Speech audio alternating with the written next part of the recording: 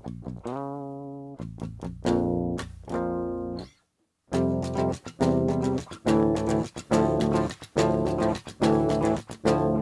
up, YouTube? I know it's been a minute since I streamed, but I'm gonna write a song, or at least start writing a song, and produce it and do my thing. And you guys can watch as I do that.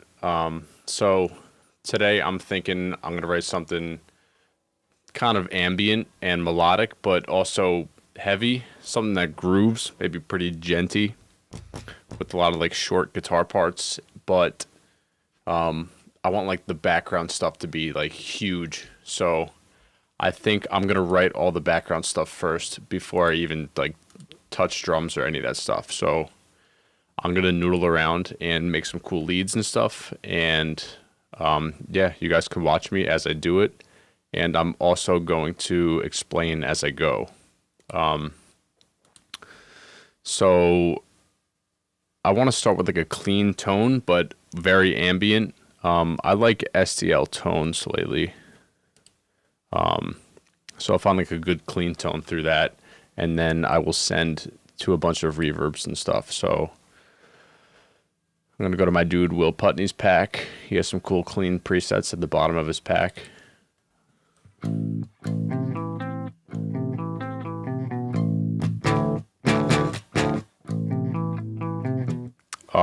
You're also going to be hearing the sound of my guitar coming through this microphone, so just be aware of that.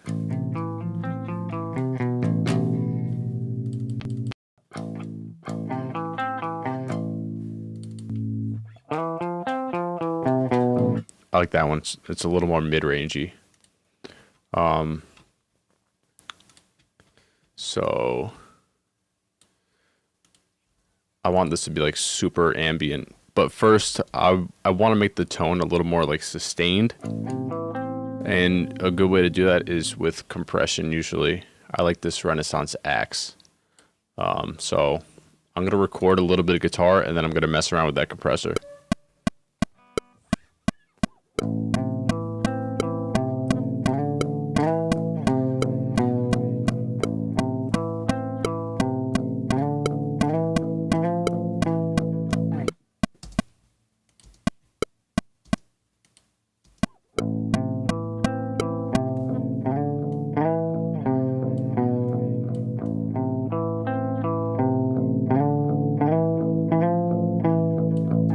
Sweet. And then I'll do some like tone shaping with Decapitator. Like not even using the drive really. Barely. Let me filter some lows out of there. And some highs.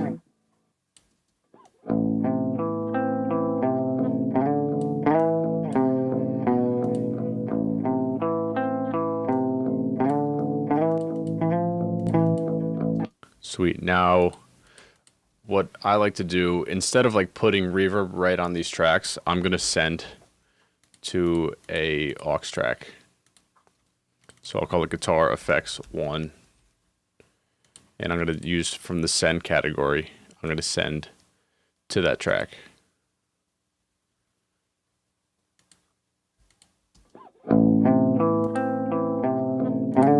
I'm going to use a pre-fader send. That means everything that's happening before this volume fader is being sent to that track. So that way, if I turn down the volume of that track, it's not going to affect how it sends to this track. So let's say I wanted to swell in this guitar without this playing. I can do that since it's on pre-fader. So I'm going to mute the original track and start messing with some reverbs.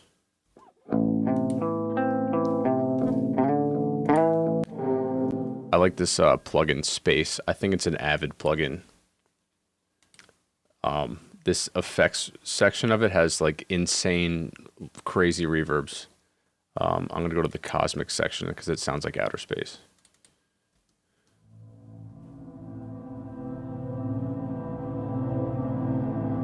It's already so cool.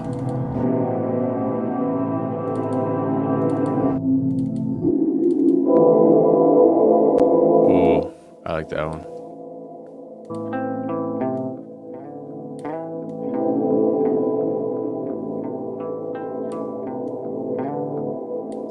I might not even use the original lead. It's just like feeding this crazy sound. Just straight ambience.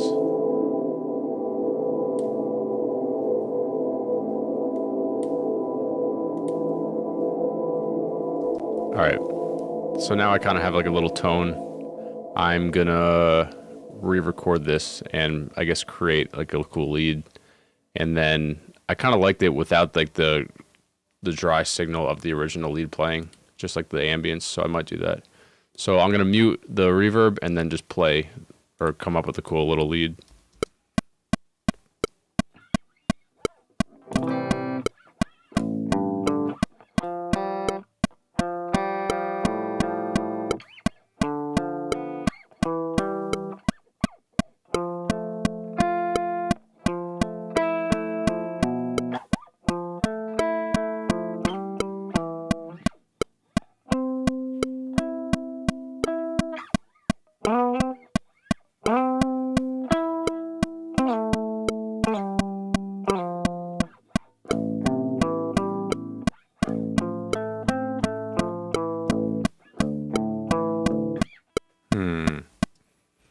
Just gonna noodle for like a few minutes. This is uncomfortable for me because I know people are watching this and I'm used to writing music alone in my room. So this is a good stepping out of my comfort zone. So if you see me take a minute to come up with a lead, that's why. But I'm trying to break out of my shell here.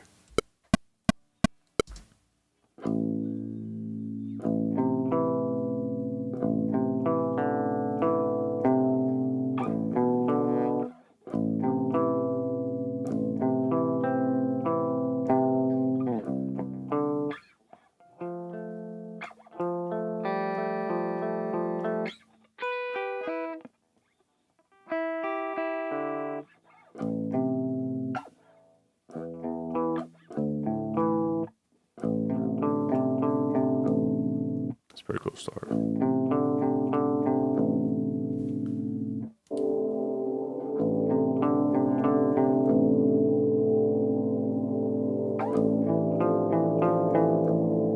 I like that.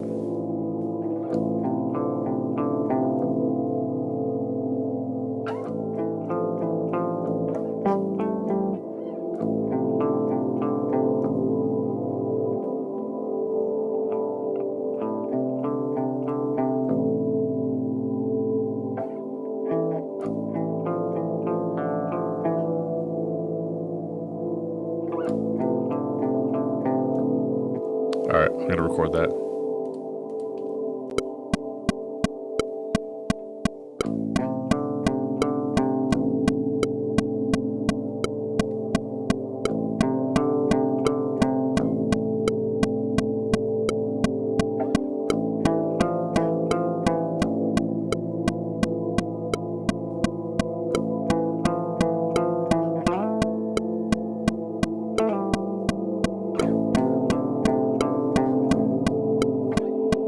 Sweet.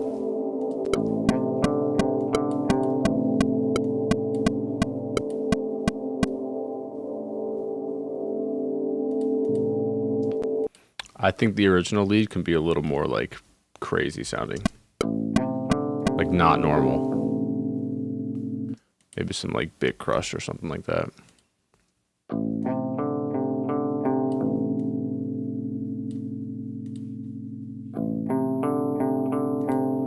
We blended.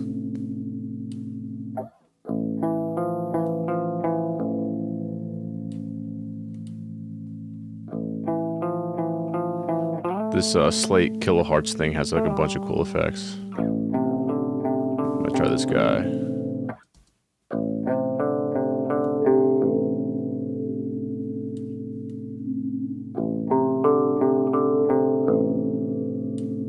This makes everything sound like Tool.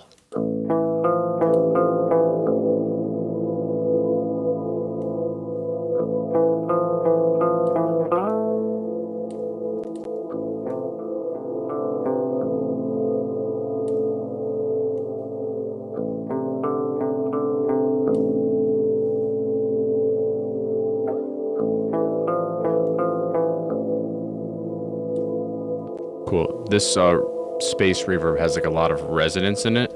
So I'm going to use the plugin Soothe to kind of tame that.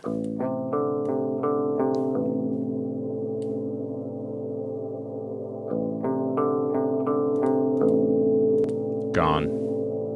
Hell yeah.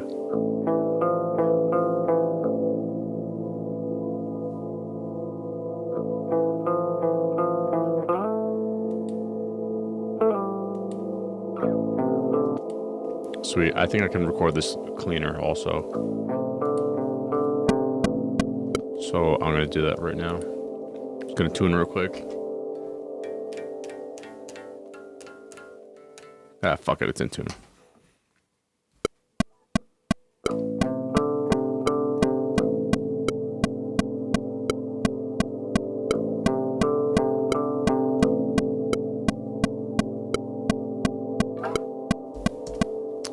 Then I'll get the other one. I can put that first one better.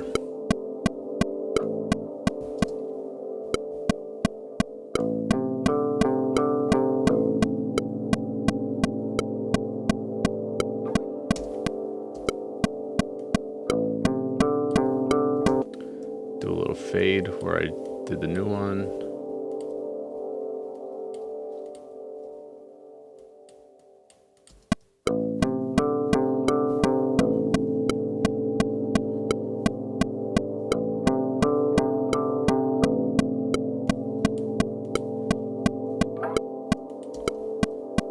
So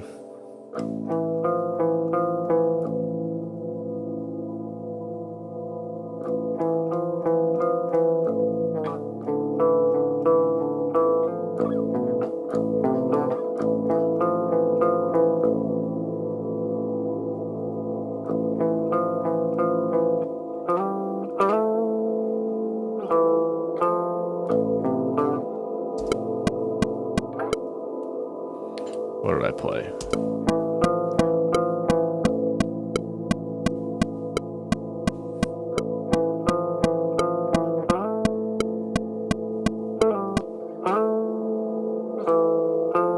Like that better. So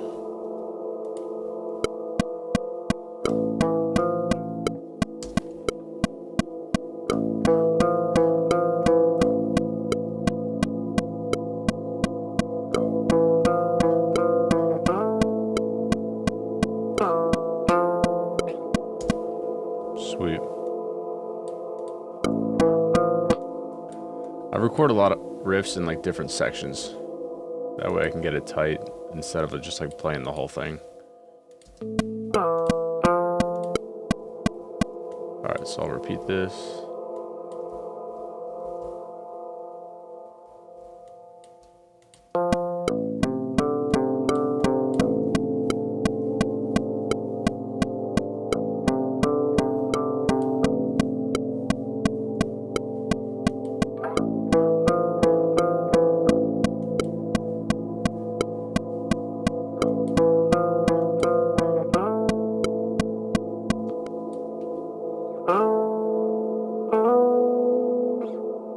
And I'll go higher there. Alright, one thing I normally like to do that I don't know why I'm not doing it right now is record on a different track. So I'm going to duplicate that main track. And I'll record on that one. I'll call it like guitar tracking. And I'll record on this one, just drag it to that one.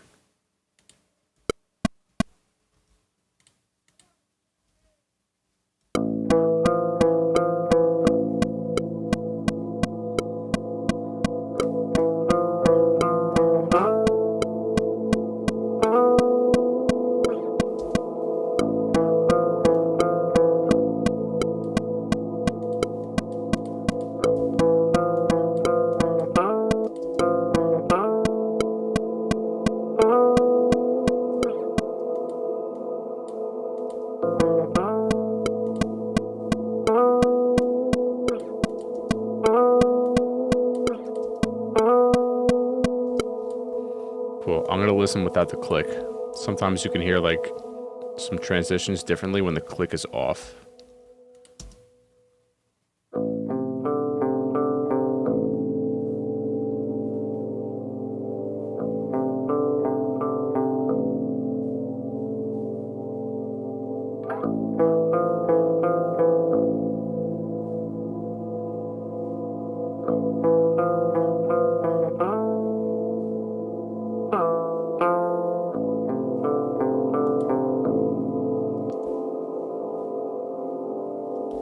Cool. So right there, I'm going to add maybe another lead, or that's when I might add like the guitars and drums and stuff. But for now, I'll just start with the lead. Maybe something a different octave higher up. And with a different reverb effect. So I'm going to duplicate this track again. Call it Guitar 2. And I'll use that same track to record onto it. But instead of sending to this Guitar Effects 1, I'm going to duplicate it. Make the input no input. I'll call it Guitar Effects 2. And I'll send from Guitar 2 to Guitar Effects 2. Pre-fader. And it automatically makes the input when you do that. But this time, I'm going to change the reverb sound.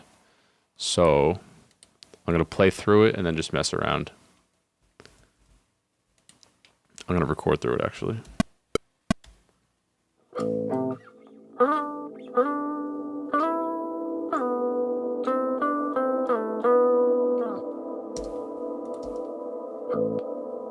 So I'm going to just cycle through this preset list.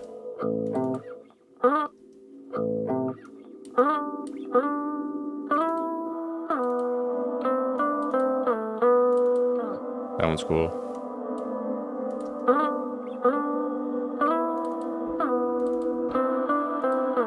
Ooh. I like that. Alright, so I'm going to start messing around and make a lead for when that part comes in.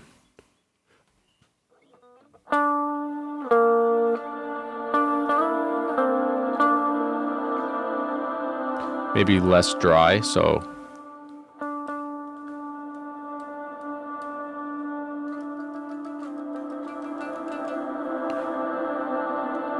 cool.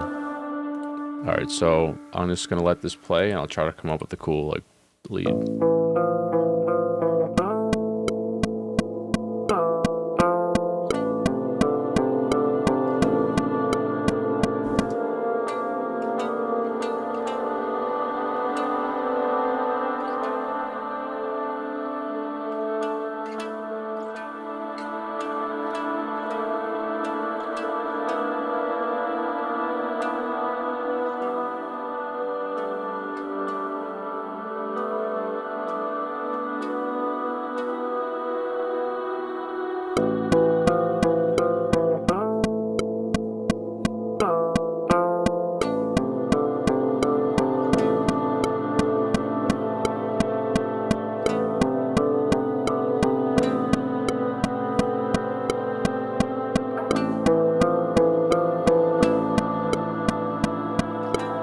Alright, before I forget that, I'm going to record it.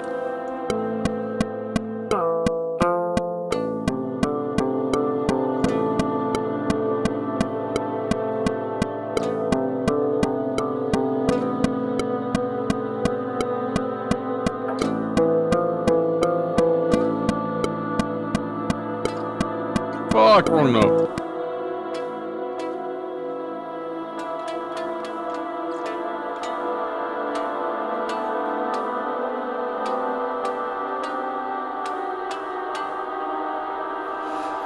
One more time.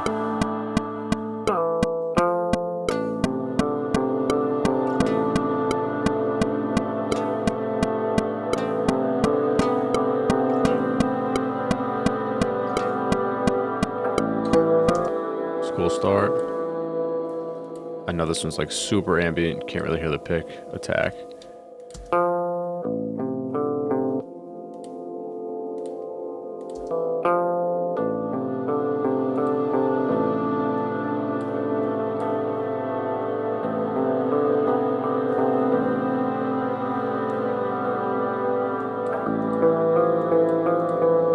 Cool, so I'll do something for the second half of that. I'm going to use this guitar tracking to record, and I'm going to copy this send, so I'm listening through that second reverb instead of the first one.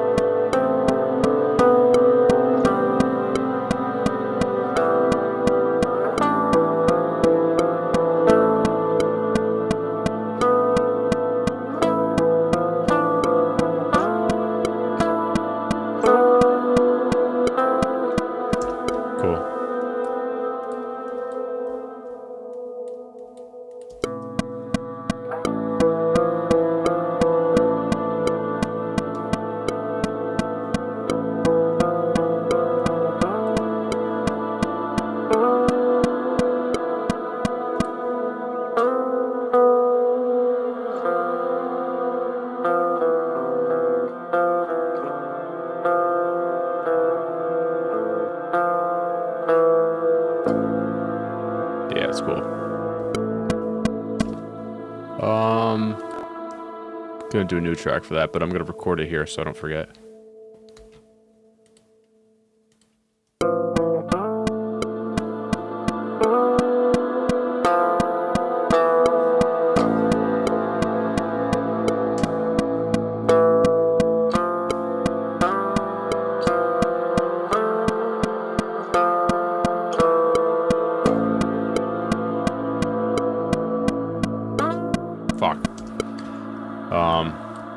So I'm gonna make a cool effect for that lead, something new. Definitely still ambient, but maybe something that fills up the frequency spectrum a little more, less filtered. So I'm gonna duplicate this track again and just mess around.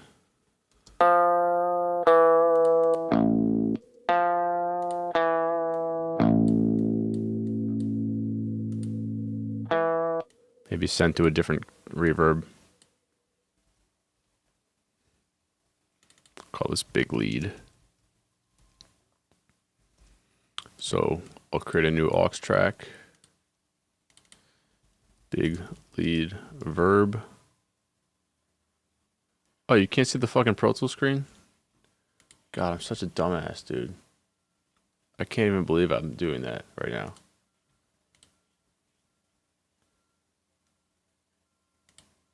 Holy shit. I'm so dumb. I'm sorry, everyone. There you go. There's the Pro Tools screen.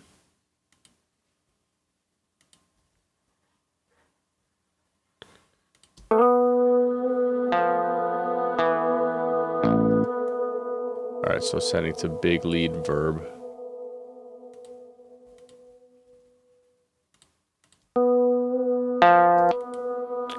I like Verb Suite, Stephen Slate. They have a cool preset. It's called Taj Mahal, and I use it like on everything.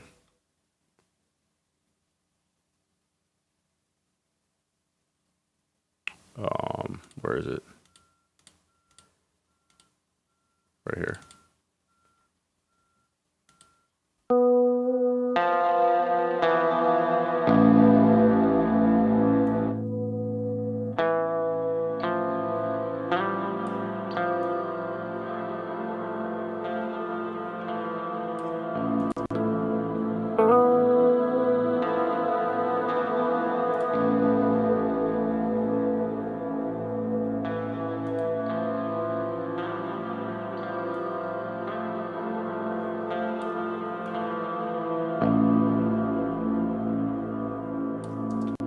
All right, cool.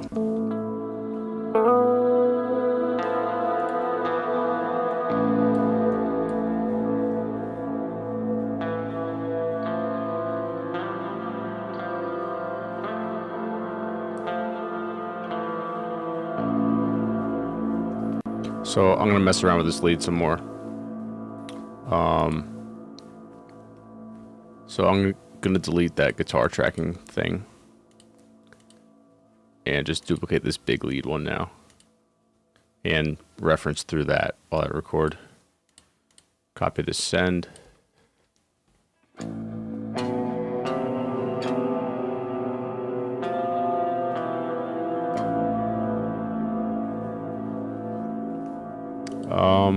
Does that reverb only come in the all access pass? I'm not sure, but that's definitely how I got it, so maybe.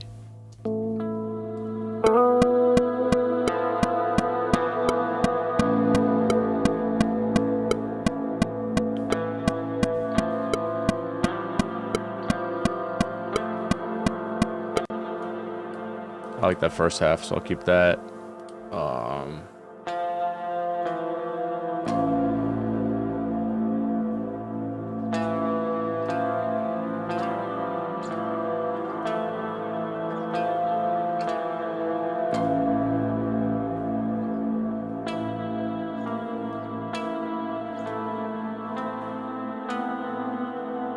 Pretty cool.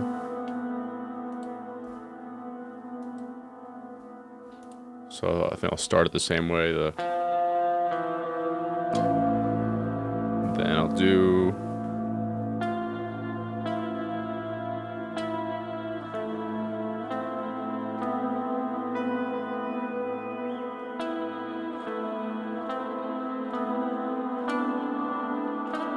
That's cool.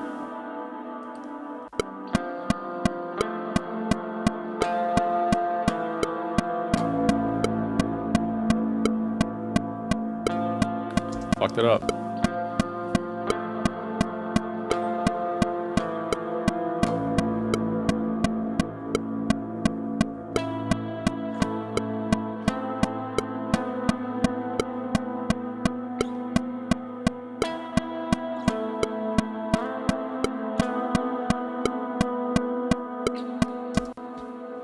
Alright.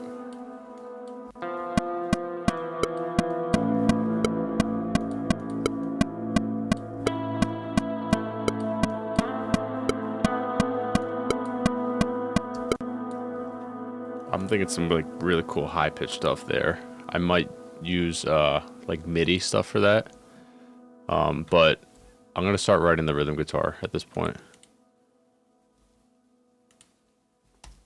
So create a new track, call it rhythm 1. That's like the one word I can't spell, rhythm. I always get it wrong.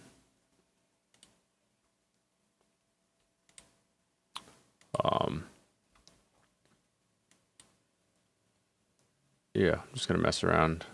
I feel like I always use the Will Putney stuff. So just gonna record a little bit of like DI and then gonna mess with the tone.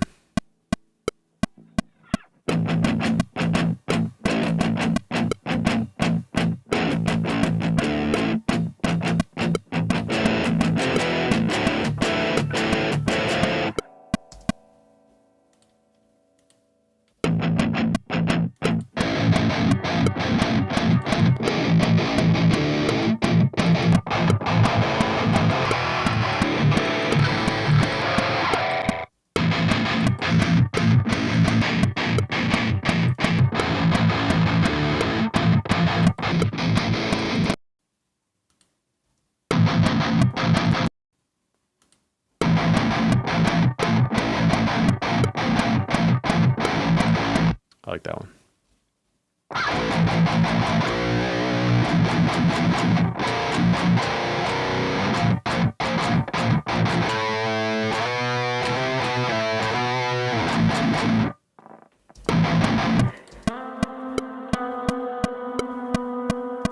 So I think guitar should come in there. I'm gonna listen from the beginning.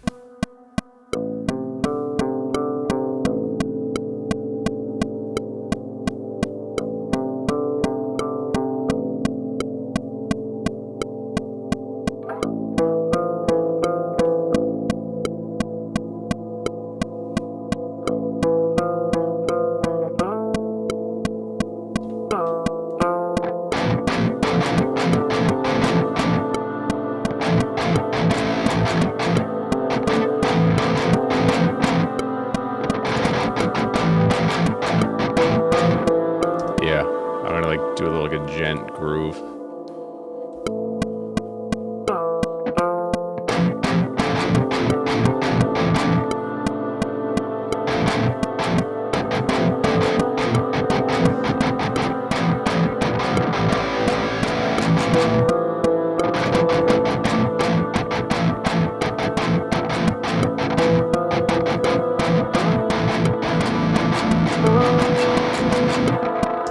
Sweet.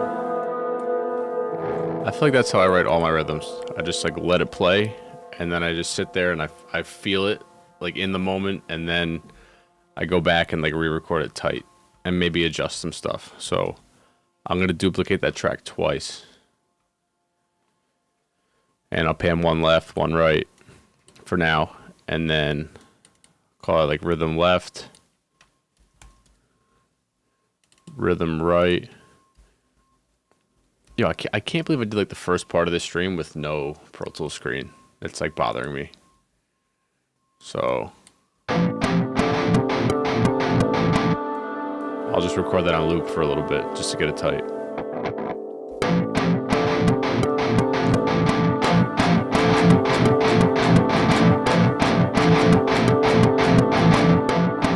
Cool. And I'll go over here to playlists. And I have Pro Tools set up so that playlists, or a loop record goes to new playlists. So now I have those 2 recordings right there, and I can just drag them.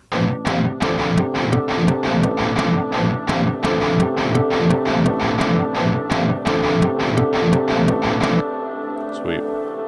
And then I'll kind of go through this whole thing on loop and just like do the small sections.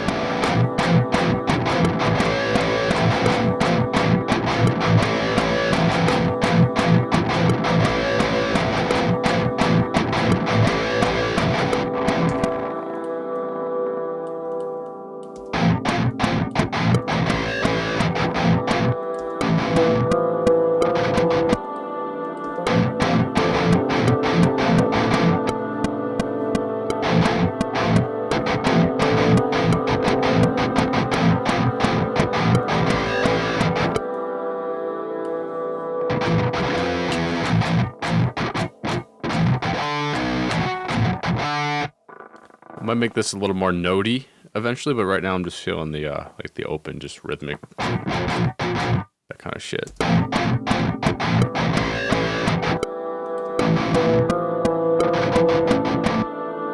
When I wrote this, I didn't repeat anything, so I might repeat some parts, like that intro.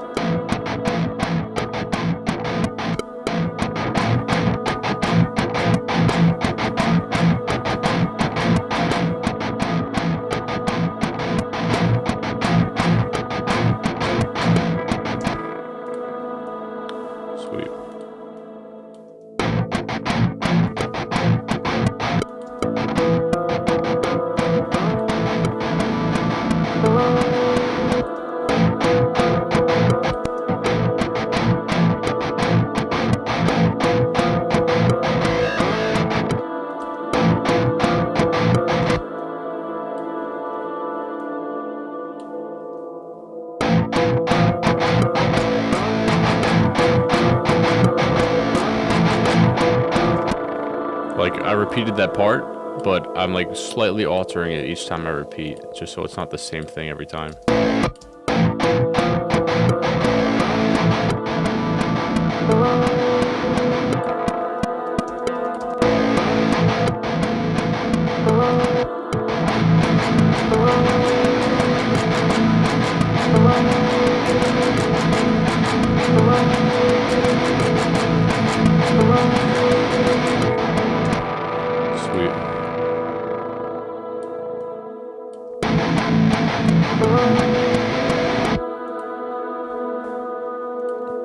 Definitely something here not choppy. I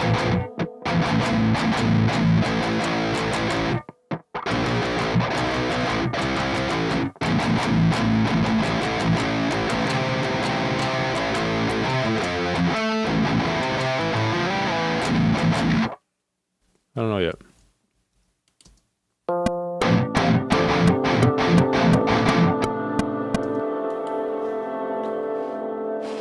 I kind of want to make this production like unique compared to other shit that I've done, just because I'm doing it for YouTube.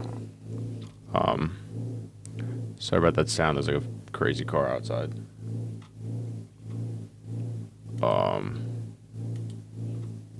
Yeah, I'll start like dialing the tone. So I'm gonna solo one of these. I'll put it back to center, and I'll kind of mess around with the tone some more.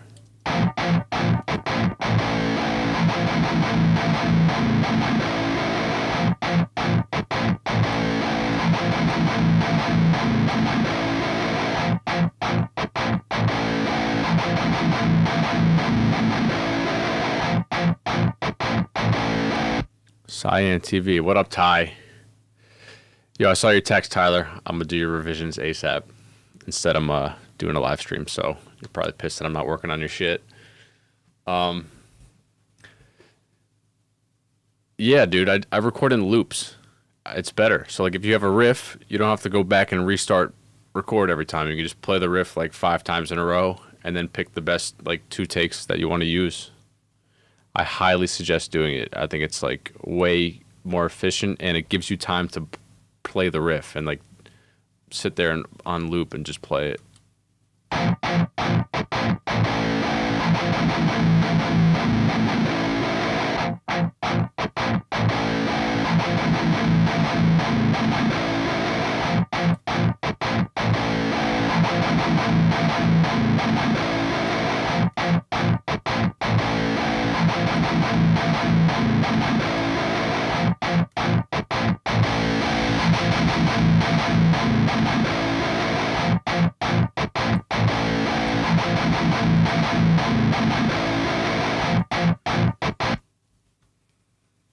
All right, I think that's good for now. It's a good start for the tone. I'm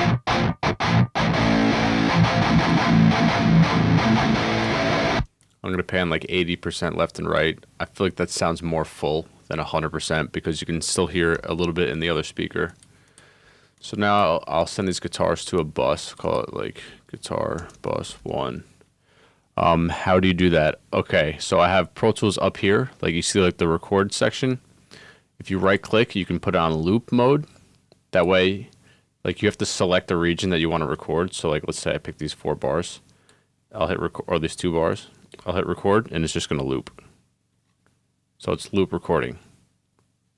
But in preferences, I have it set up so, let me see if I can still talk and have preferences open. Let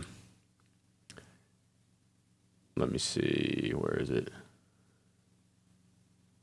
Right here in operation in Pro Tools preferences.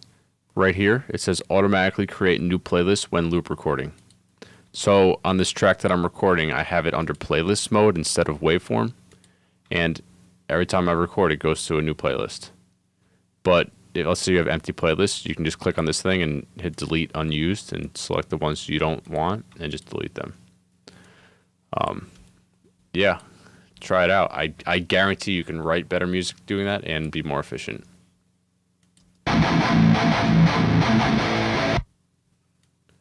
Alright, so I'm going to mess around with this tone. So I'm going to send both of these guitars to a guitar bus. Call it guitar bus 1.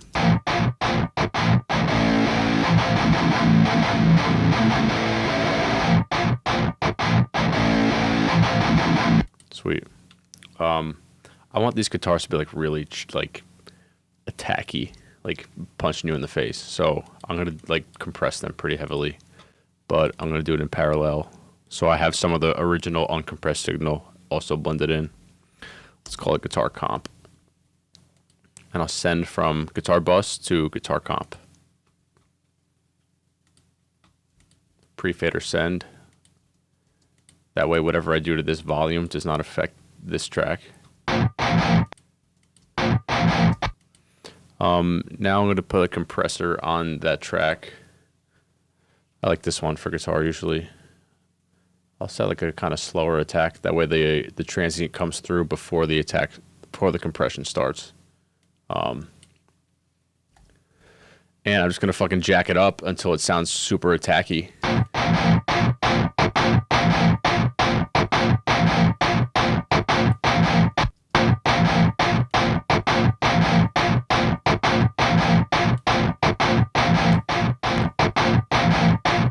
Hell yeah. Now I'm going to blend that in with the uncompressed signal, just so I have like the best of both worlds, not too compressed. And when I'm doing stuff in parallel, I like to make the original signal quieter first. That way, like, when I raise the compressed signal, it's not too loud and I can like hear the level of compression I want better than just like this loud sound that's coming into the speakers.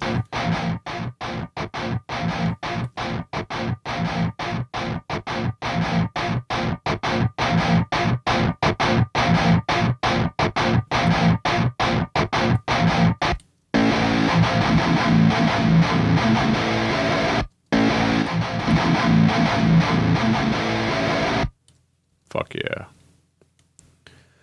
All right, so now I'm gonna send both of those tracks to a guitar bus. Call it guitar bus 2.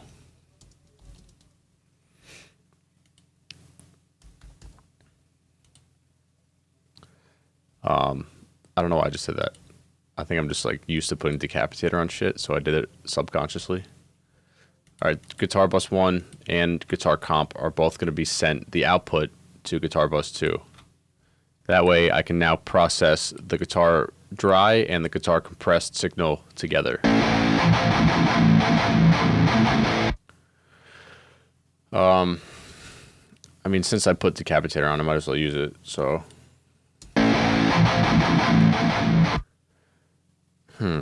I do want to make this mix like original and different than a lot of mixes I've done. And I kind of want to make the background shit like up front and pretty bright compared to everything else. Just to try it out. It might sound weird, but I'm gonna try it. So I might make the guitars like darker, like a lot less highs. So let's try that first.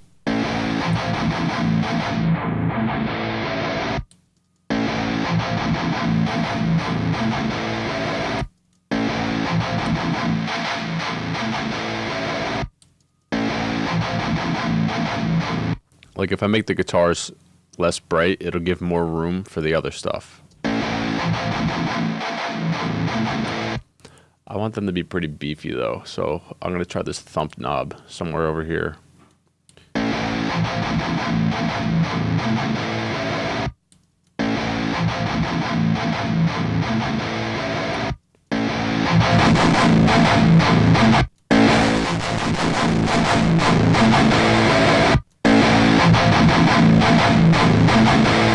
That sounds crazy. I might try to blend this whole thing in instead of like fully doing it.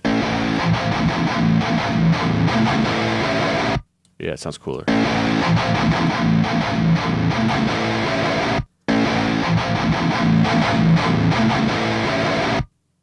Yeah, I like that.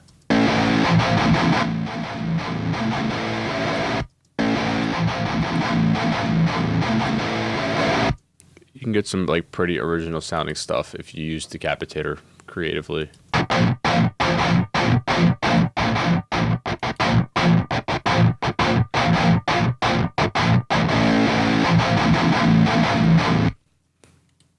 All right, quickly, I'm just gonna like kind of see what's annoying me frequency wise and kind of filter it out. Nothing crazy.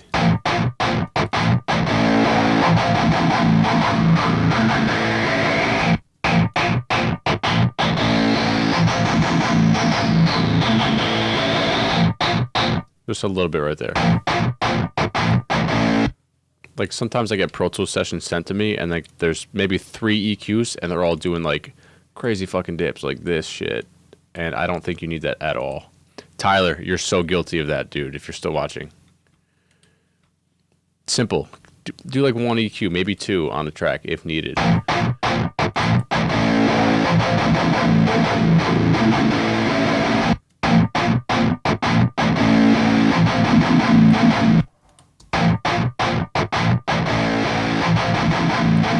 Maybe filter out some more highs.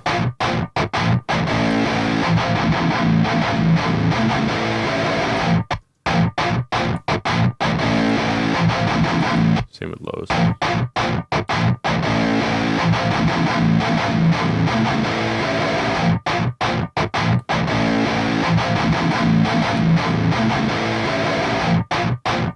And like when I do the chugs, there's like a little bit of buildup in this region. I'm going to use like the dynamic mode of this compressor or this EQ. And whenever these frequencies pass that threshold, that's when it'll start bringing it down.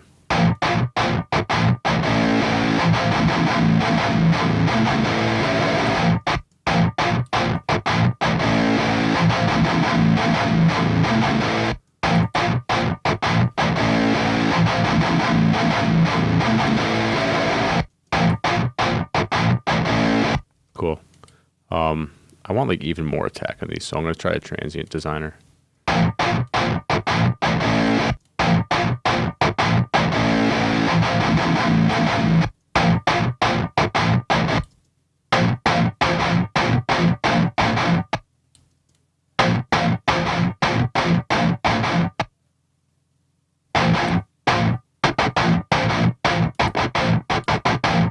That sounds extreme, but I kind of like it.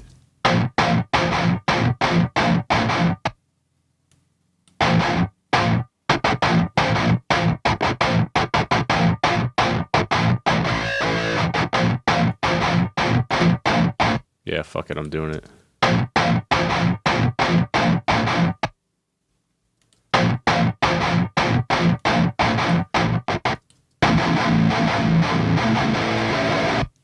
I feel like these guitars could be even more beefy, so let's try like R bass and slightly have that in there.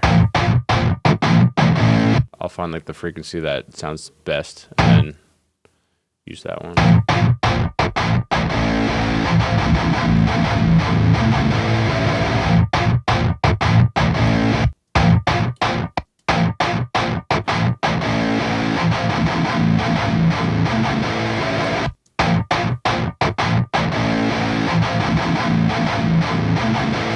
Just subtly. And if you notice, I'm doing all this stuff like in solo without any other instruments yet. I feel like this is like considered tone shaping for me. Like I'm not even ready to fit it in a mix yet. I'm just like, trying to get the sound that I want before I even put it anywhere.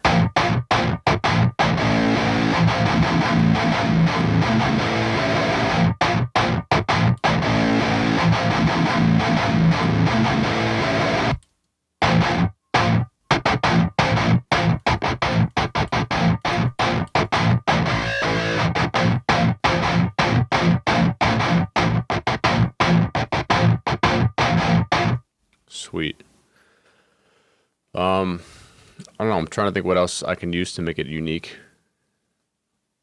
Just gonna go through my endless list of plugins.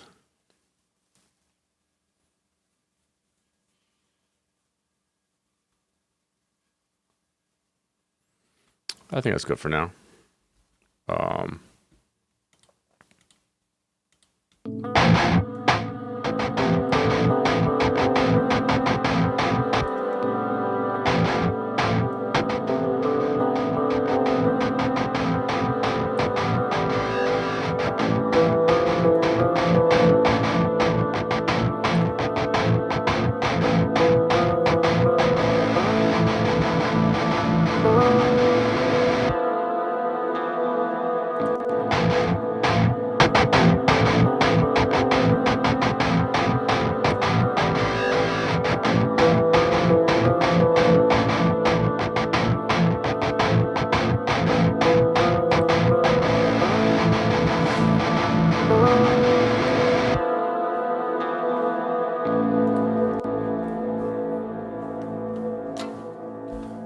Let's see.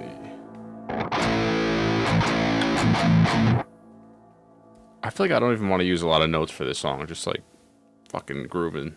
I'm gonna use my drop tune pedal for this next part because I love it and it makes me happy. So, gonna try to write the next part.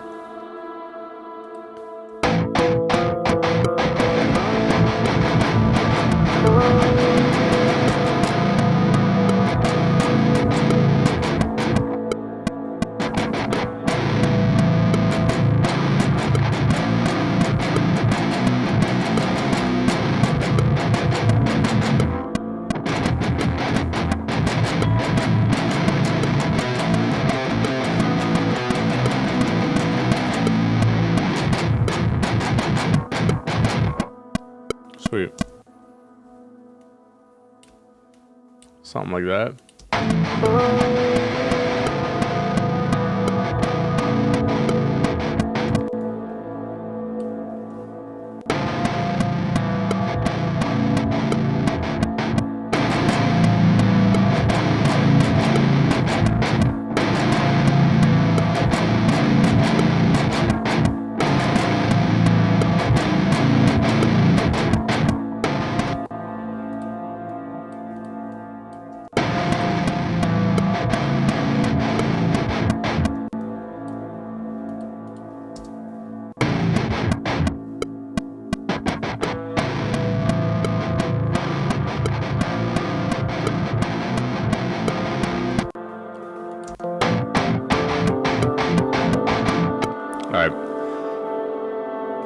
I have to go in like an hour, so I'm gonna start doing some drum stuff.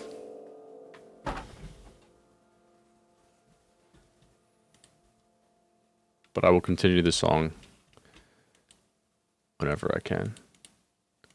All right, let's use Superior Drummer for this.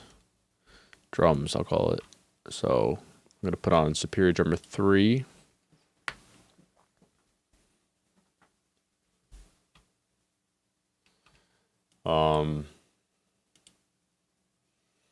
Let's do Metal Foundry. This is a classic Superior Drummer. So I'm going to create a MIDI track.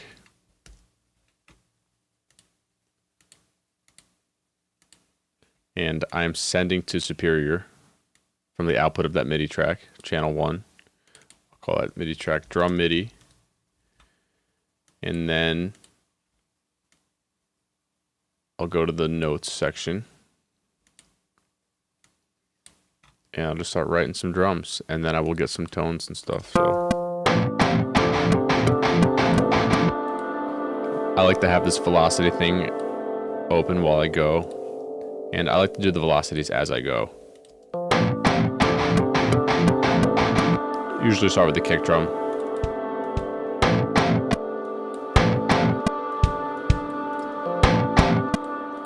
So in this case, I'm going to match the guitar.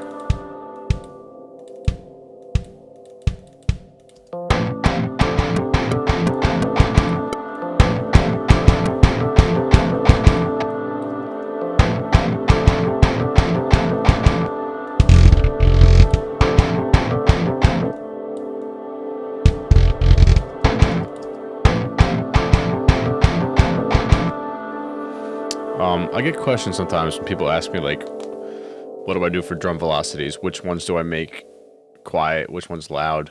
You have to think like a drummer, and a drummer can't hit every hit as hard as he can. So usually hits that are like 2 in a row, or that are I'm trying to explain this as if you don't play drums and you don't know. So like if a drummer is going to play 2 hits in a row that are close, usually those hits aren't as loud as the ones that he has time to hit it hard. So in this case, it goes bump, bump, bump, bump, bump, bump. So I think the one before that second would be quieter. So if like,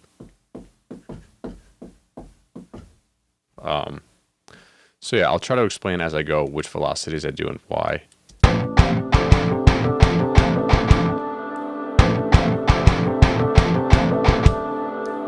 Next, I usually like to do snare placement. The snare is like the one thing that dictates the feel of the drums. Like I think more than the kick drum even. It's all combined a feel, but I think the snare like really dictates how you groove with it.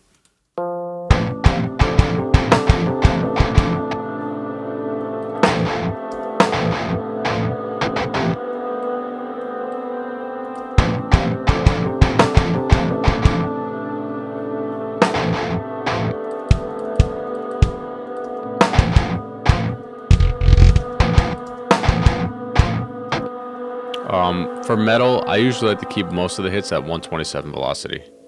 It's like the hardest hitting hit, and I think it just works for the genre.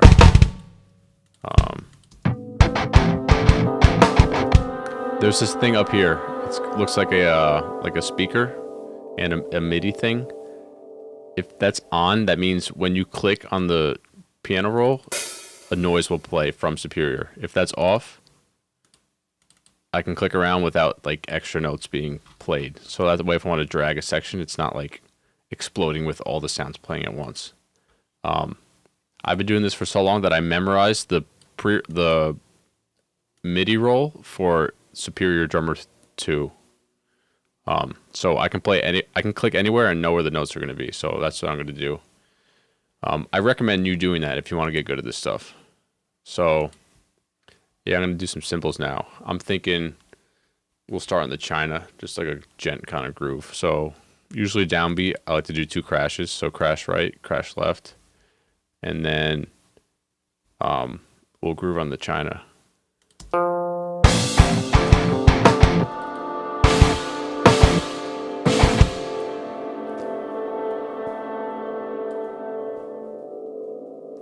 Okay, another useful tip if you're programming drums, or any MIDI, if you want to copy and paste something, do not hit copy and then paste.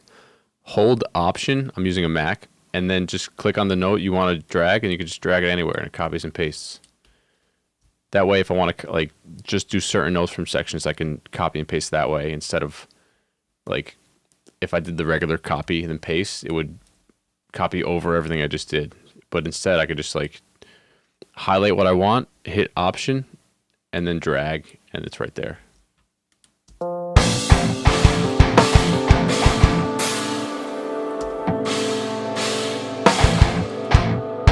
Cool.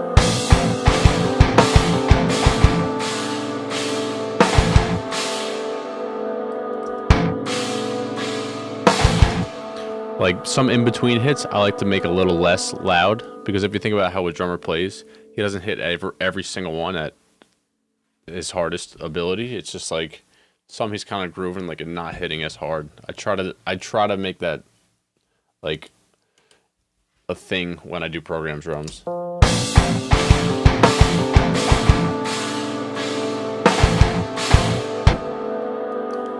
Another thing I do often is I'll put hits like in between, but really quietly. So let's say you're watching a drummer play this drum beat on the China. He's not just like robot hitting every quarter note.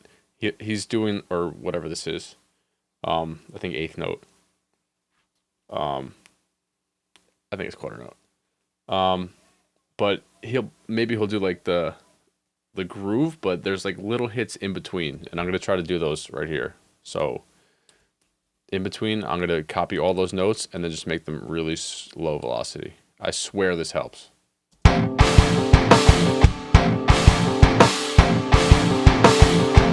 You almost can't hear it, but I really think it does something.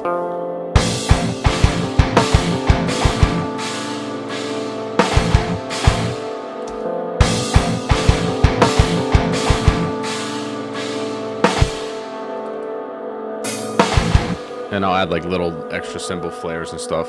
I like to kind of sit here and like groove with it, and just like whatever I'm feeling, I'll kind of put in there. So like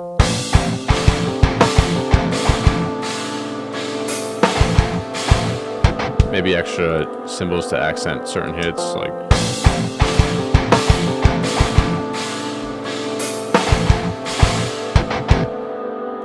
I'll put in a mini China.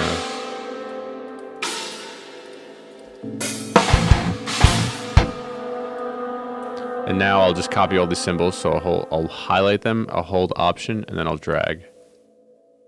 Boom.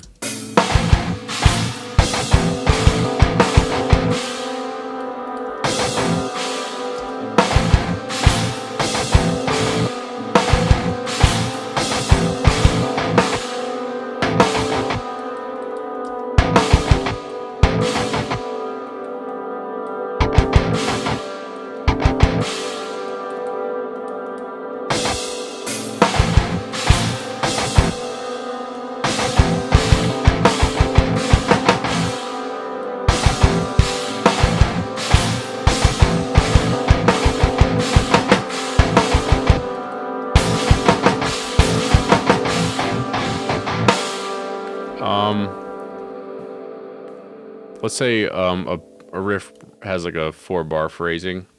That 4th bar, I'll usually either add a fill or do something different that accents the guitars.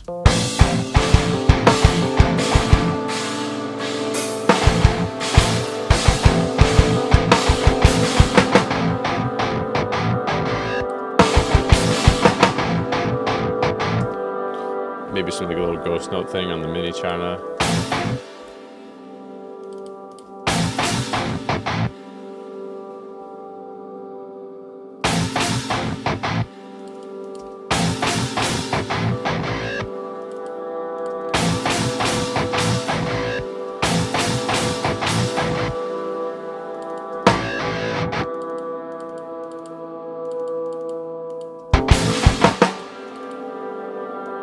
Ghost note.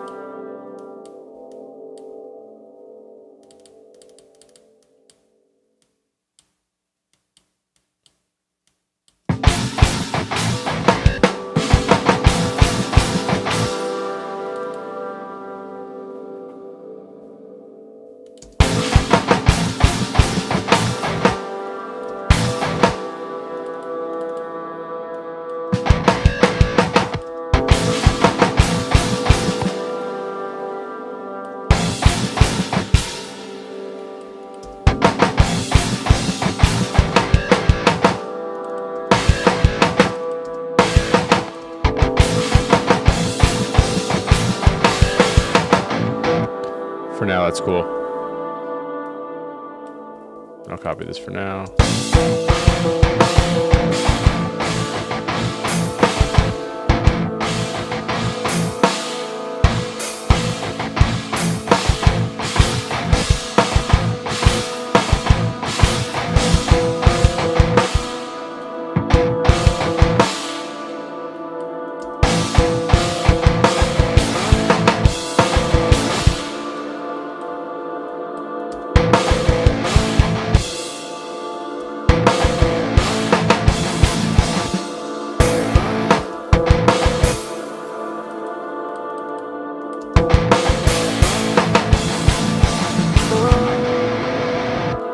Alright, since I got to go in like 40 minutes, I'm going to start doing some like drum tone stuff. So I like to route out of Superior into different aux tracks. So off the bat, I'm going to create like 20 aux tracks. And I'll go to this mixer in Superior and then apply multi-channel outputs. And now each drum is a different output. I'm going to change the output of the kick to 3132 because my main output is output 1, 2, and the kick will always be playing, and it's annoying. So, call this kick, snare, toms, hi-hat, overhead, room 1, and then room 2. So now I'll match the input of these aux tracks to the output of the Superior. So kick drum will be 3132. Snare here is 3 and 4. Snare bottom's 5 and 6. I'm gonna put those all in the same output. So 3, 4.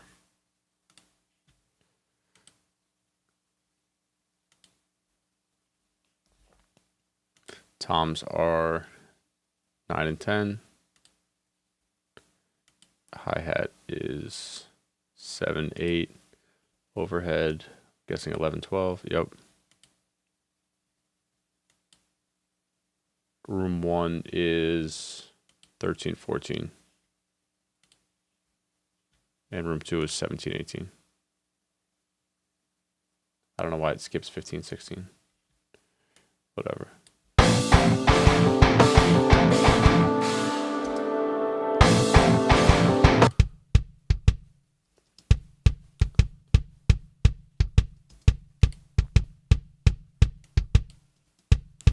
So now I'll go through and just like pick the right kick drum I want to use.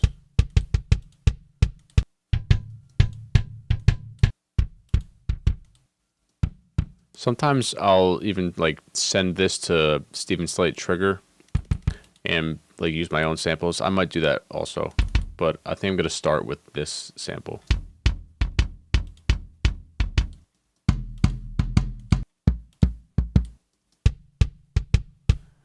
I like that one the best. Let's do the snare.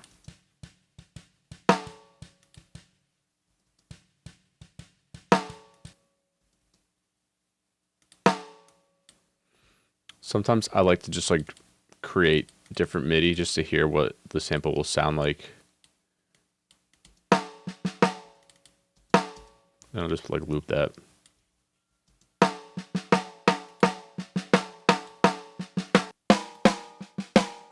That's cool. I like that one.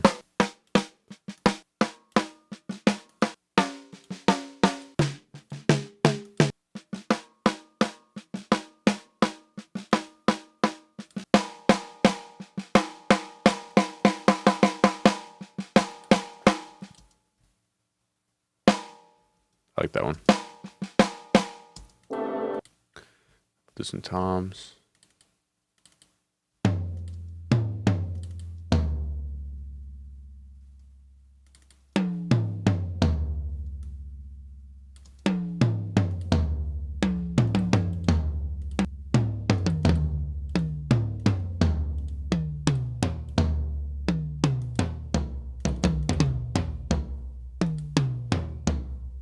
like those.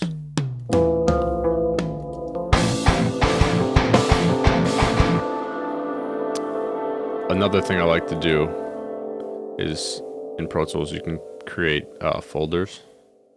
So I guess I'll put all these in a folder. So I'll click all the tracks that I want. I'll right click it and say move to a new folder.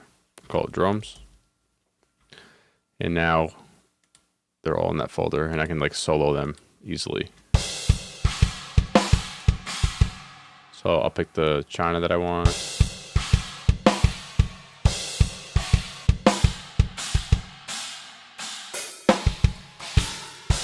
I like this one. It's like tight.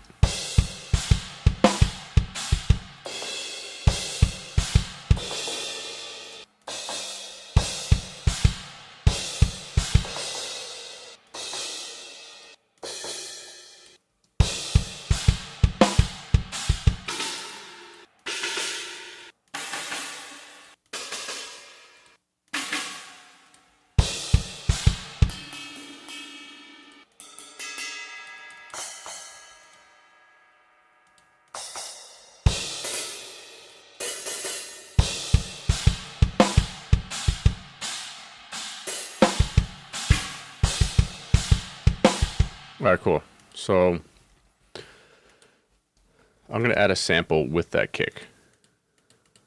So I'm going to create an instrument track.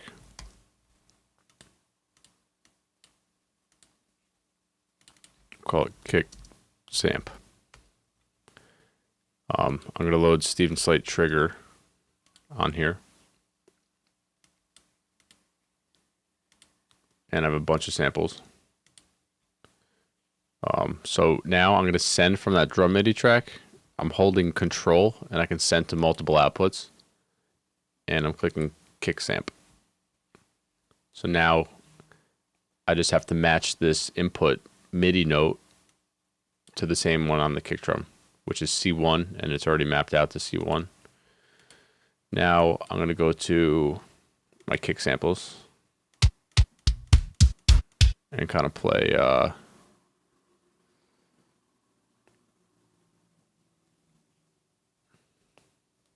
Chaos Kick Samp. Isn't that the guy from I Am Abomination? I have no idea what that means. Just kick sample. That's what it's short for.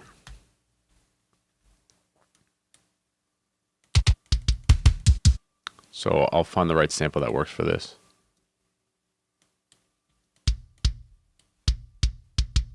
So I'm using like the more real sound from Superior and then like a more fake kind of kick sound from this. When I was like 18, I stole a bunch of like kick drums from different songs I liked. I'd find like spots that are soloed and just cut the kick drums.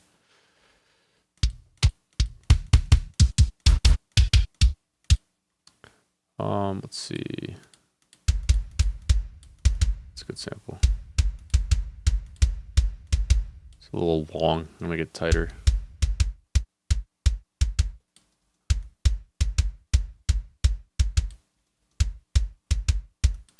Cool.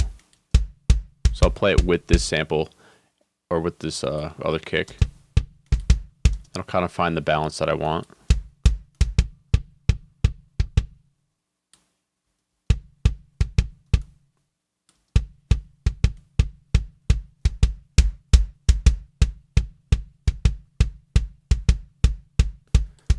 I like that right there. I feel like it's the best of both worlds. It's like the sample version and like the more natural kick. But I'm gonna go to this sample kick and then mess with the phase just to make sure it's in phase.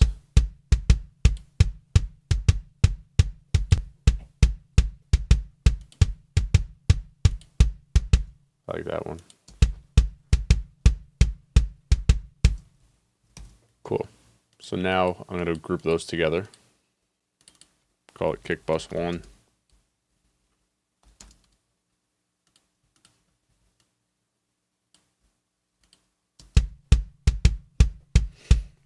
Looks like the input's coming in a little hot, so I'm just going to use a trim knob to bring it down.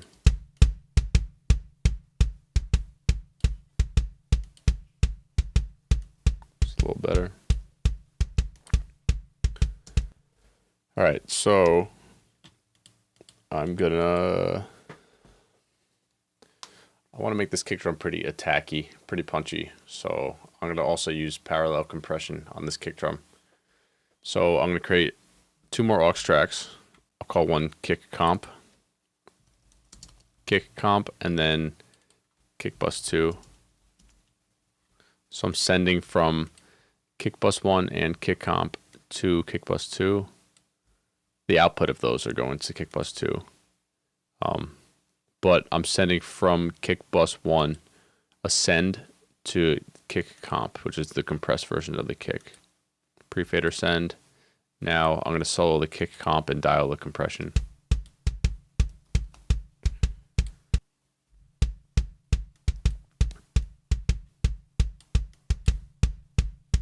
I like this FG stress. Get stuff really punchy, really tight.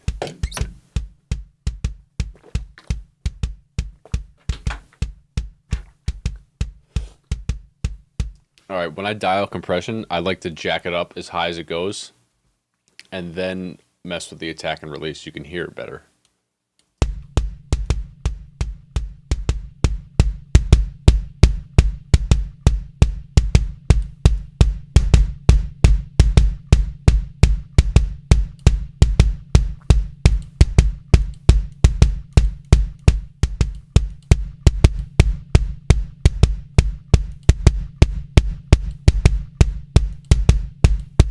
I usually don't do ratios that are higher than like 6:1 for kick drums, but because I want this mix to be different, I'm gonna... Let's try nuke mode. But it's way too hot right now, so I'm just gonna dial it back till it sounds pleasing.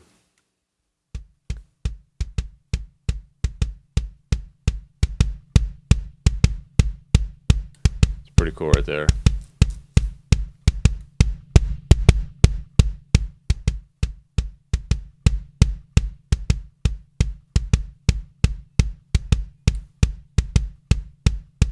Sweet. So now I'm going to blend that in with the uncompressed kick.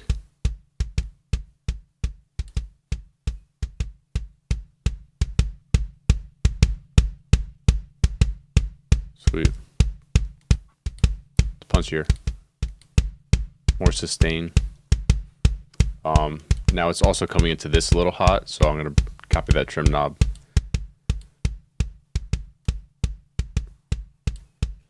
Sweet.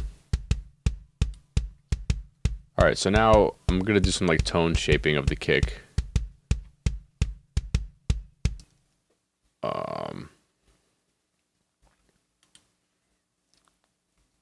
Start with the transient designer. Just want it to be a little tighter.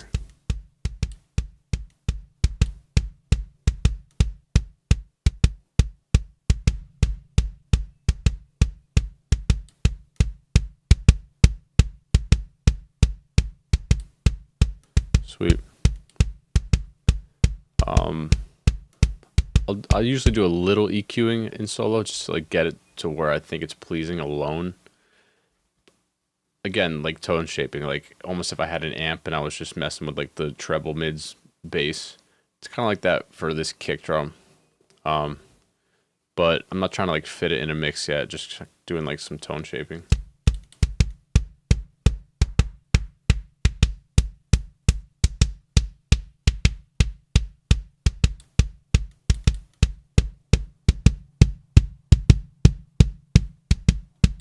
Kind of going through, seeing what I like, what I don't like. Maybe take out what I don't like a little bit.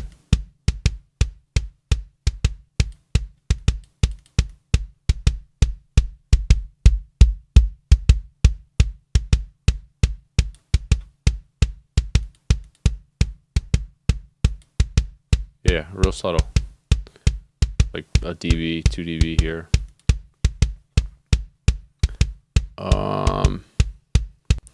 I want some more character to this kick, so I'm going to use Decapitator. Either in mix mode and blend it in, or just like right on the track. We'll see what sounds best.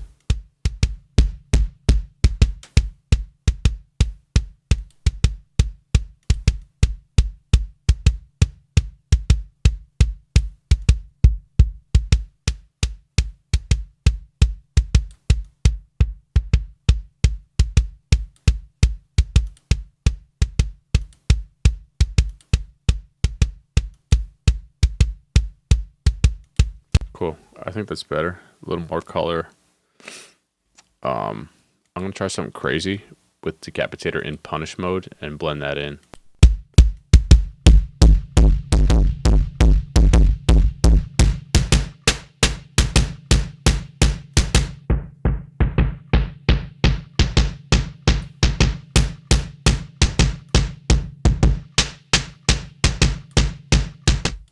Like, it's gonna give me some cool attack or some cool high end.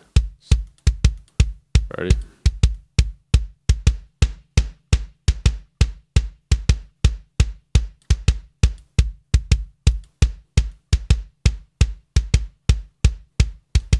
Yeah, real subtle.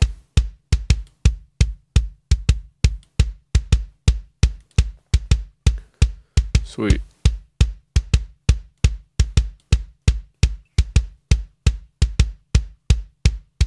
I think it's good for now.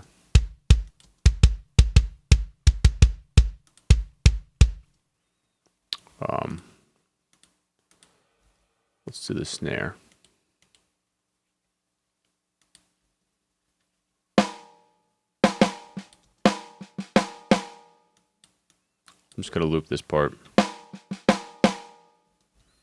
So I'm gonna bring up or create another aux track, actually instrument track, and put Steven Slate trigger on that.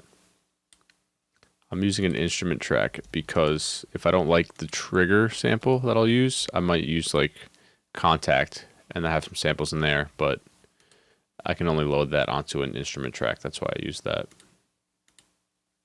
So I'll route out of this drum MIDI, holding control, right to snare trigger.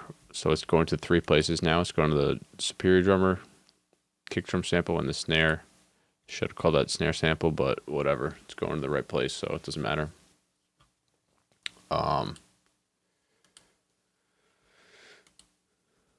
So now I gotta make sure in settings of trigger that D1 is selected, which is where my snare is on this piano roll.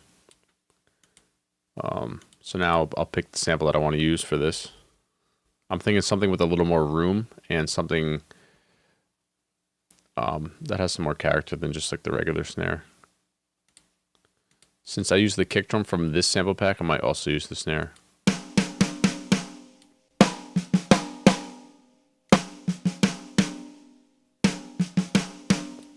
And I like Architect Studio sample packs for the snares. They have some cool rooms in there, so let's use that guy.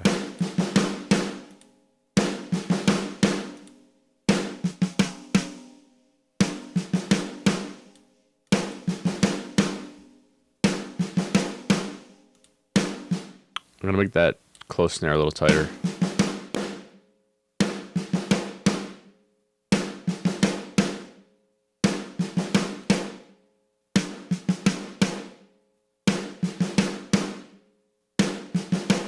Just roll off the attack of the room snare a little bit. Cool, so now I'll find a balance between that superior drummer snare and the snare trigger.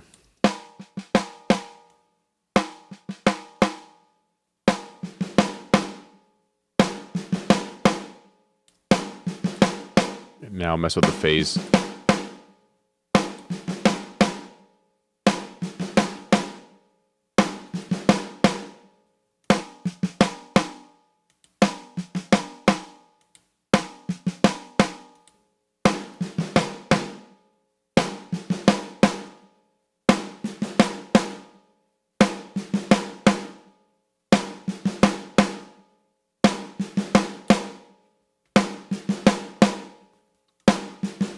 Trying to match the pitch to the original snare.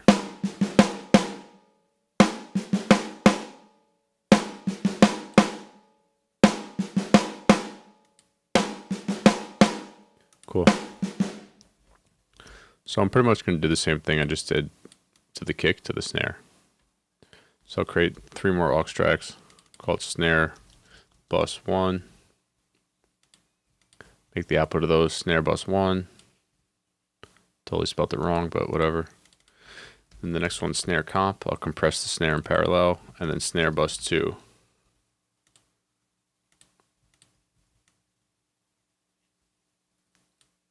So send the output of both of those to snare bus 2, and then I'll send from snare bus 1 to snare comp. Pre-fader send. Now I'm going to solo snare comp and then dial the compression.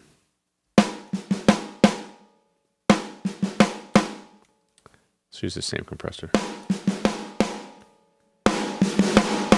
I'm going to jack it up just so I can hear an exaggerated attack and release.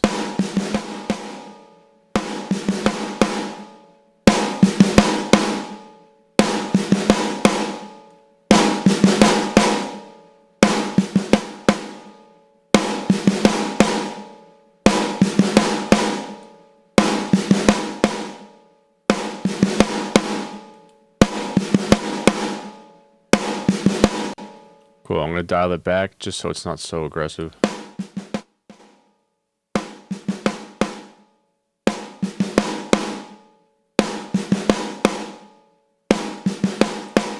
I like that right there. And just make sure the output's not clipping, which it was.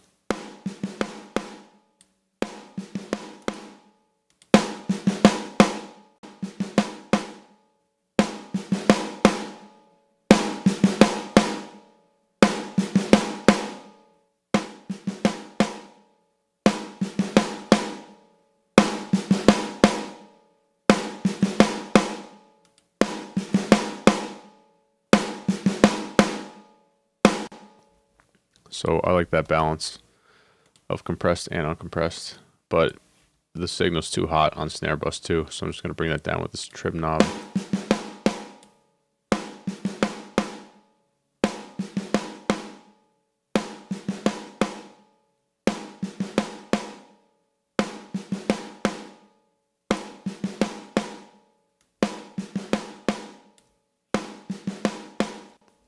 What's with that Instagram clips folder and trigger? I have no idea, dude.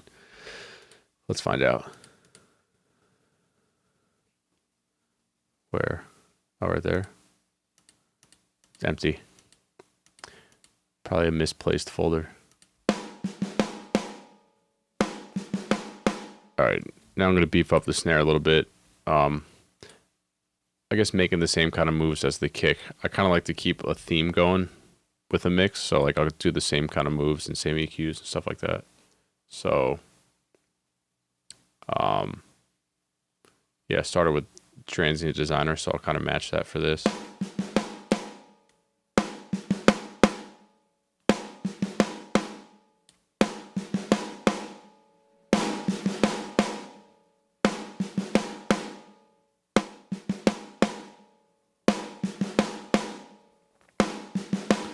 Now I'll do some little EQing.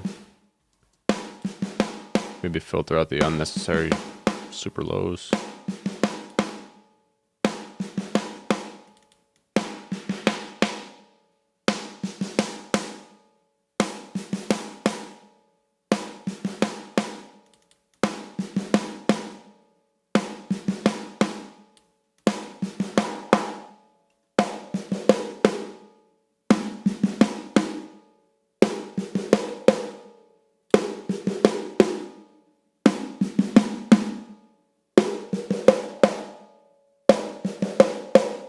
Yeah, that's annoying.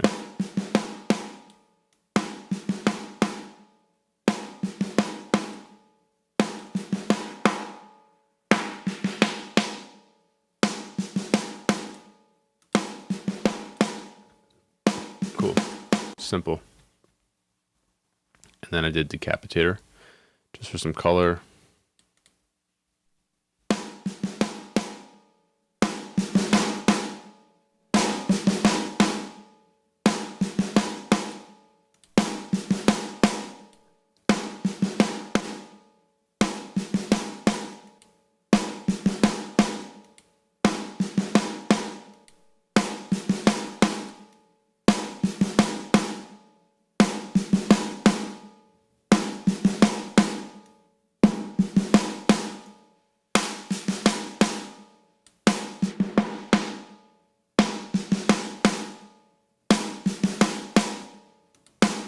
Sweet. And then I blended in like a punished decapitator. So I'll do the same here.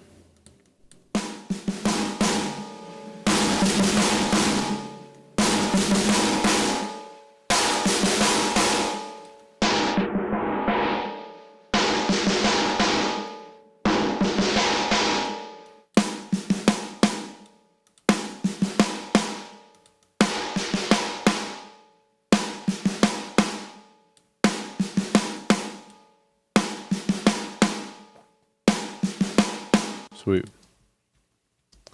So now I find the volume balance I want between the kick and the snare.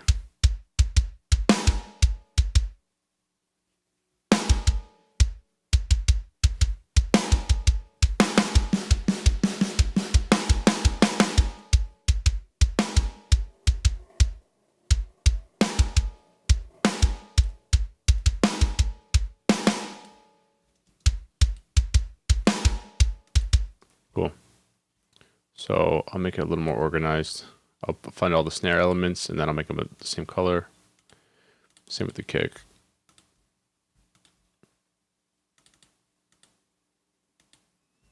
And I'll make it small. I'll put the snare next to that.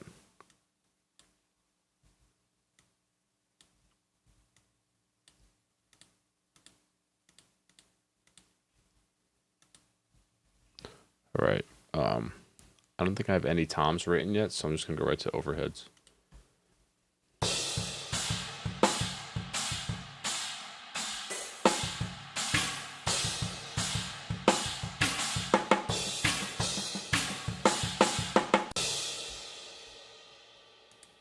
All right. Same kind of methods, just like compress and parallel, and then process together. Overhead bus 1. Send that to overhead bus 1. Both of those. Send from overhead to overhead comp.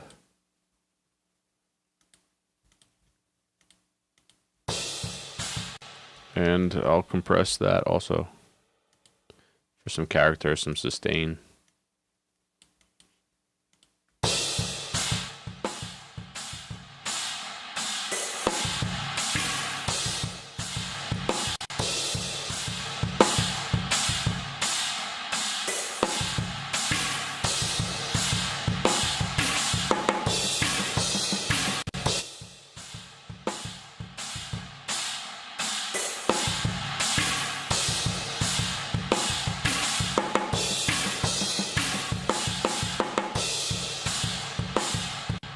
Cool. So I'll find the right balance I want between compressed and uncompressed.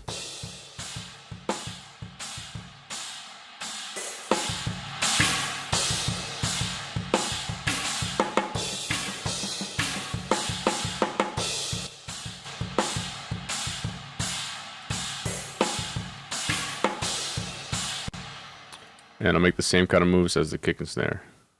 So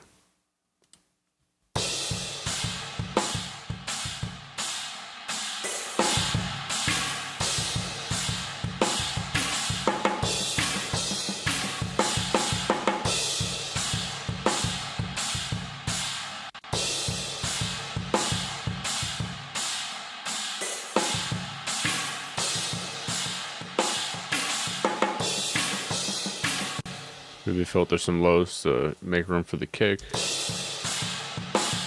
And just quick sweep to see what's annoying. Maybe filter it out.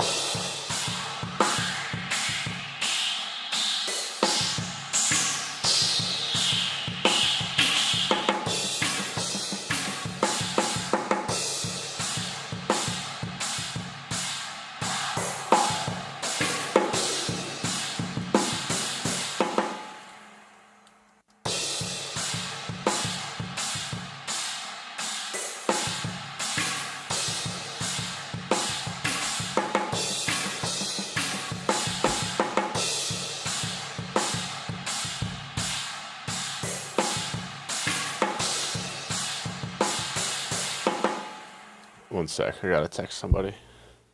Back in a sec.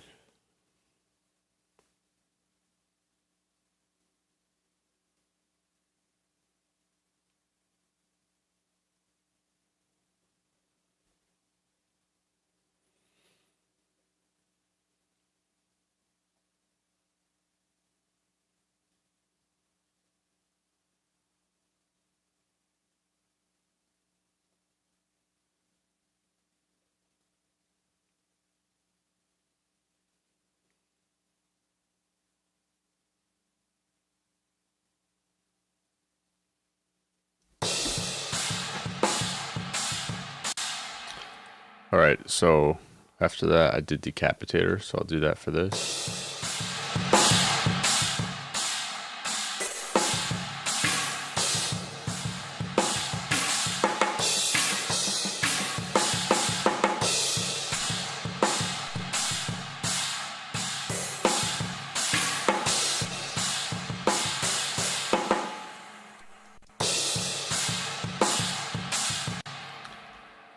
I'll try the punish thing on cymbals, but I don't know if I'll keep it.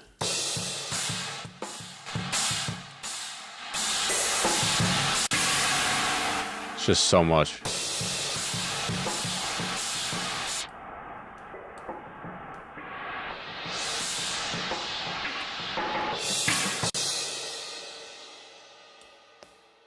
Let's try it blended.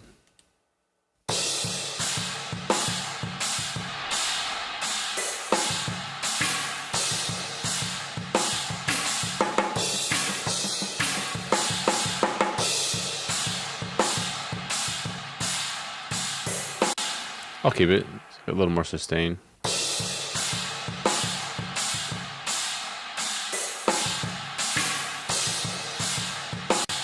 Alright, cool. Now find the right volume balance between the kick snare and overheads. Let's see.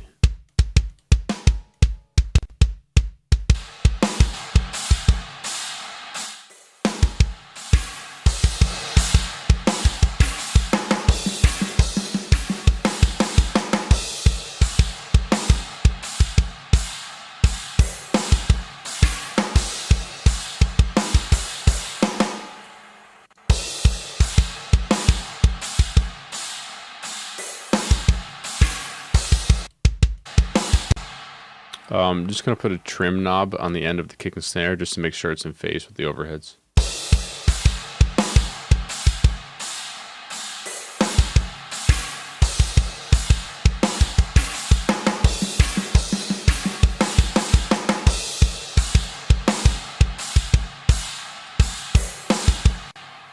I think it's in phase.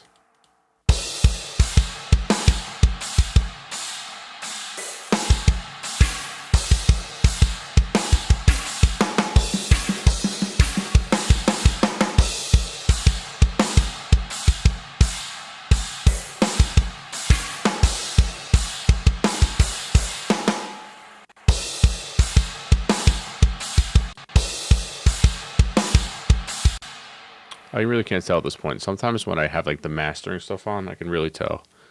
So I'll worry about that later. What makes you decide whether to process the direct / room / overhead mics together, or do you process them separately like a real drum kit? I feel like it depends on the style mix. If I want them to do different things, that's when I'll process them differently. Like sometimes I'll have like the overheads as the main one, and then just the rooms like maybe in the center, like slightly behind it, like quiet.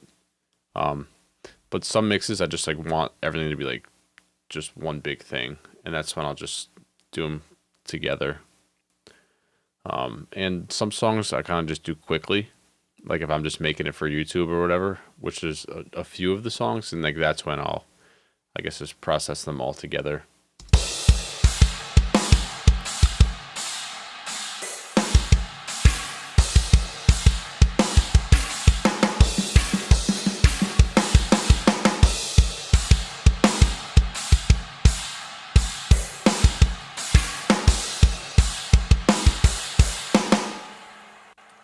All right, so that's my overheads for now.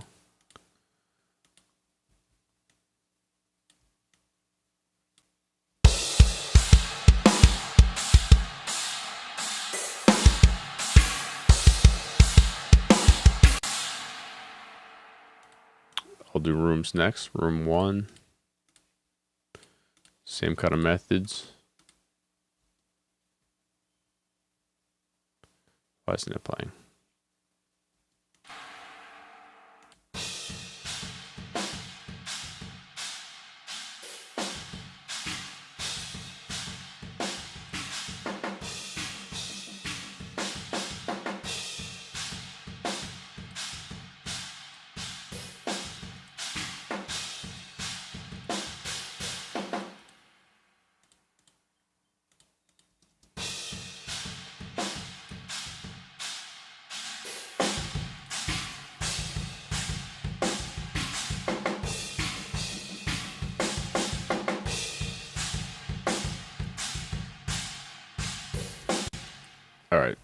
So I'll do same thing I've been doing. Room comp, room bus 1.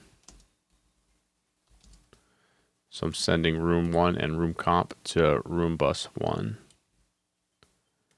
And sending from room 1 to room comp. Pre-fader send. Now I'm going to solo room comp and just dial the compression.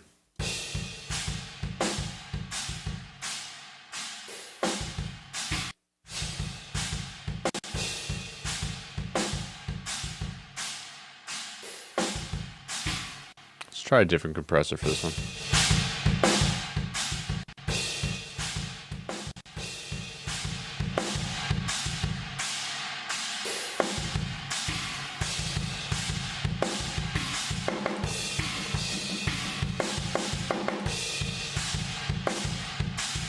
Cool. So I'll blend that in.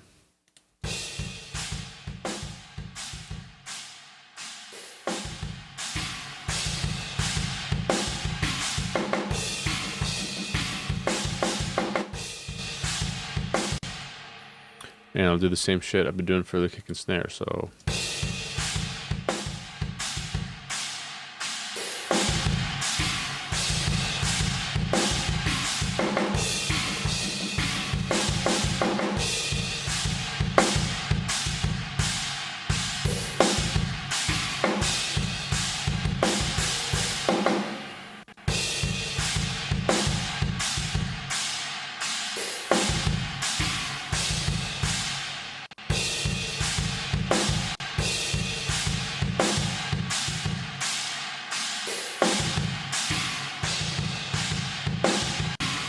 Maybe make this one a little smaller, so that way the main overhead is the, I guess, the soul, not the soul, like the main sound for the cymbals.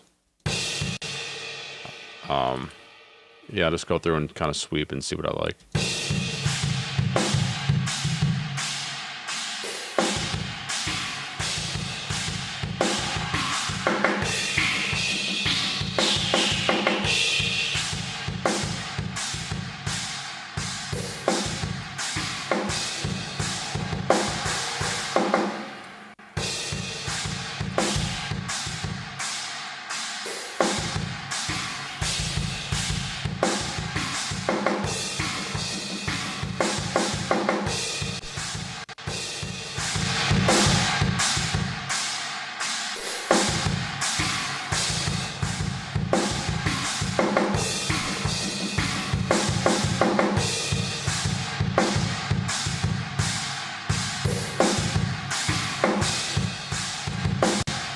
Alright, I'm going to try the punish thing on these also. Might be too much, but it might work. So let's try it out.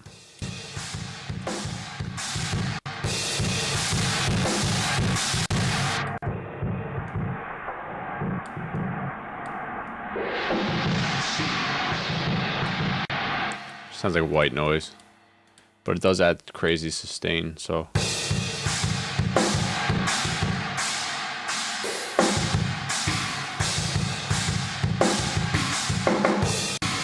And I'm going to pan these a little center compared to the overheads.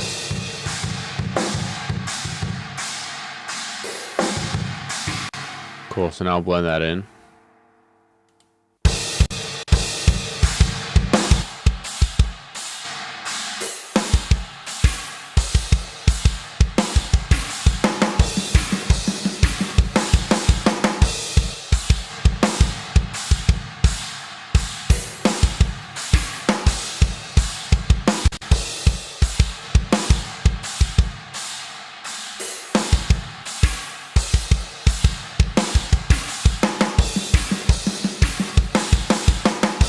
Cool. Definitely adds some sustain and some more of a room feeling.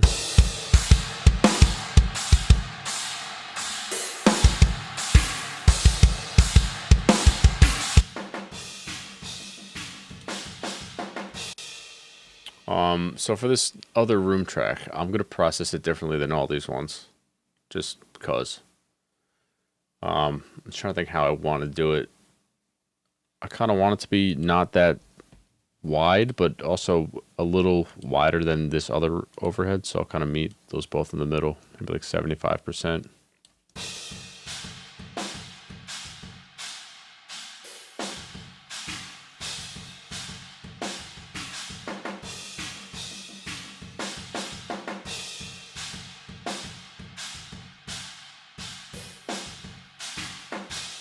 I've kind of been using a lot of compression, so maybe this one I'll keep a little more natural. Maybe just use decapitator for some color.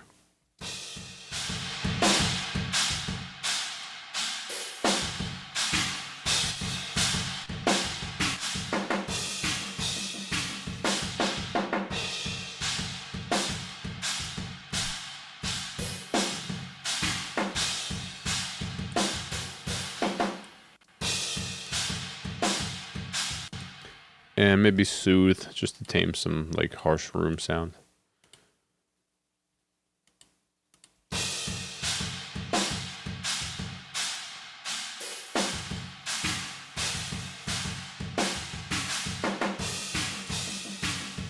Cool. Let's blend this one.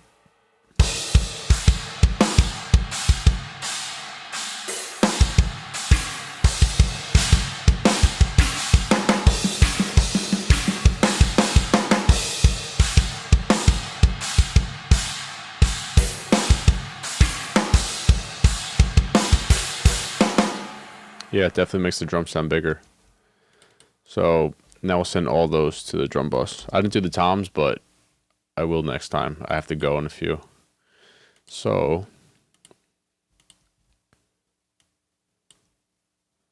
room. Okay, so the output of all of these, I'm going to send to a drum bus. So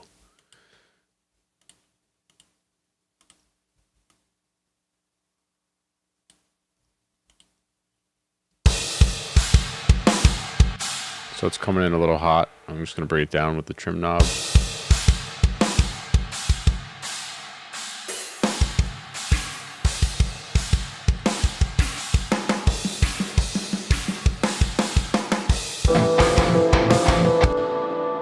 All right, now I'm going to balance everything. So I think I'm going to bring down all the ambience and the guitars. So I'm going to mute the ambience and stuff right now.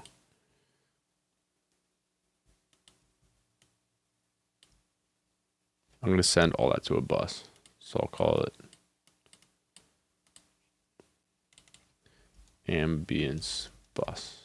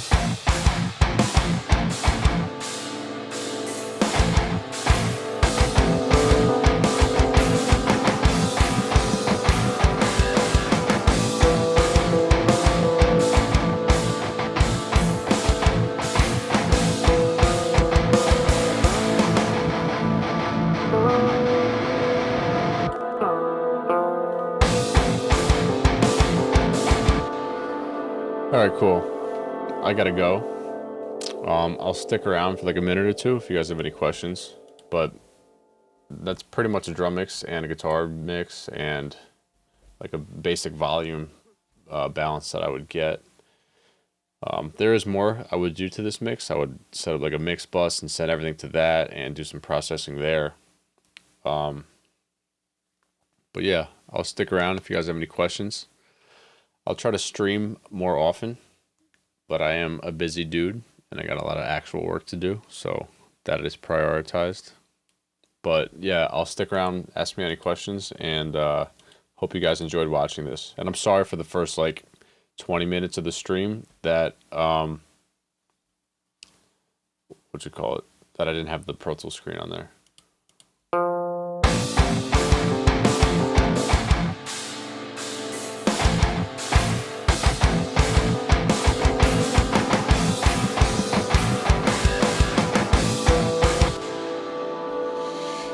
Doesn't the ambience seem kind of boomy to you? Fucking just slap me in the face, dude. Goddamn.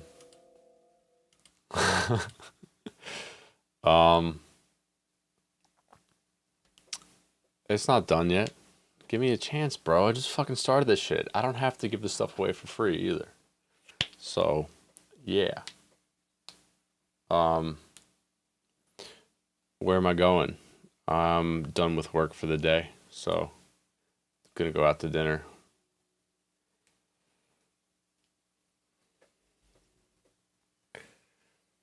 Is there a DV full length in the works? There's a lot of DV in the works.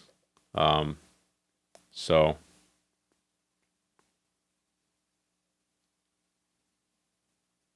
I guess more than a full length.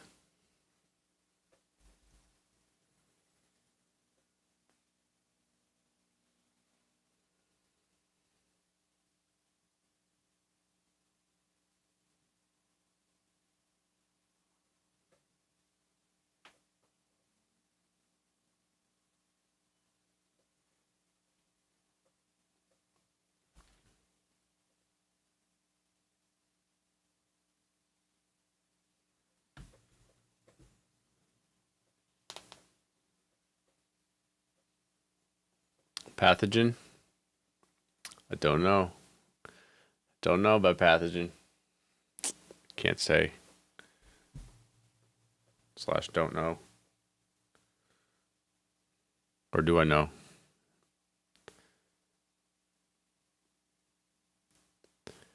Is that DV song out where it does like the 40-second scream? Yeah, it's called Grim Reminders. It's at the end of the song. It's off the first Dead Vectors release called The Distraught Mind. I feel like Kenny's vocals have gotten even better since then, too.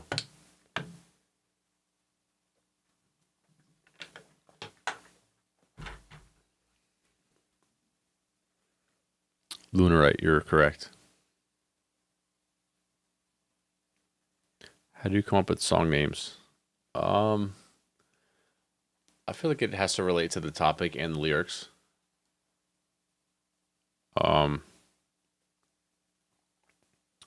Like for the recent Dead Vectors that I did with Kenny, we kind of wrote the lyrics together, and either we say the lyric in a song or it's about something. Like the song "The Catacombs" off the recent Dead Vectors. We watched the movie As Above, So Below, and it's about them being in the catacombs in France, and we just called it The Catacombs because I feel like that makes sense to name it that.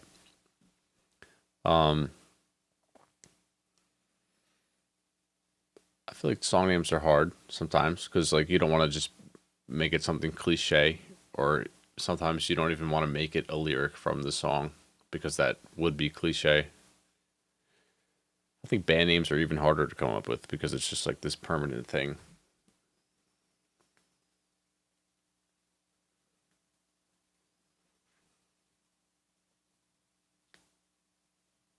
Yeah, that movie bugged me out when I saw it. Really cool.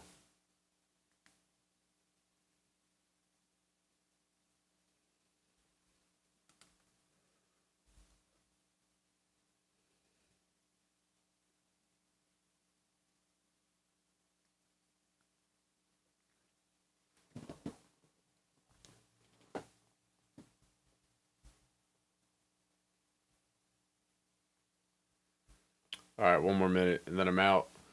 So if you got any last questions, just let me know.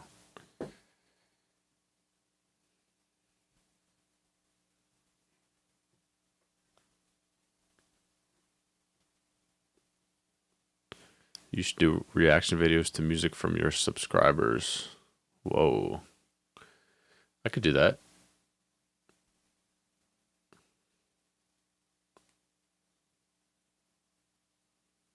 Where do you get ideas to start a song? Does it come naturally when you just start noodling? Yeah.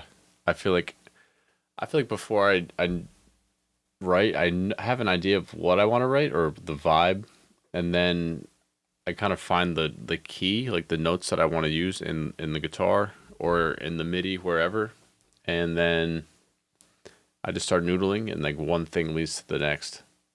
Like I'll hear something a certain way and I'll go on that and I'll get a little bit of it in the computer and then I'll just kind of build the song that way.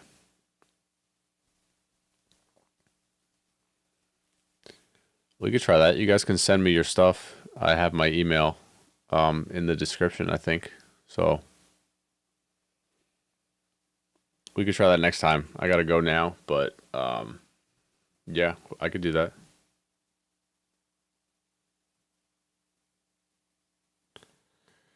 All right, last 20 seconds and then I'm out.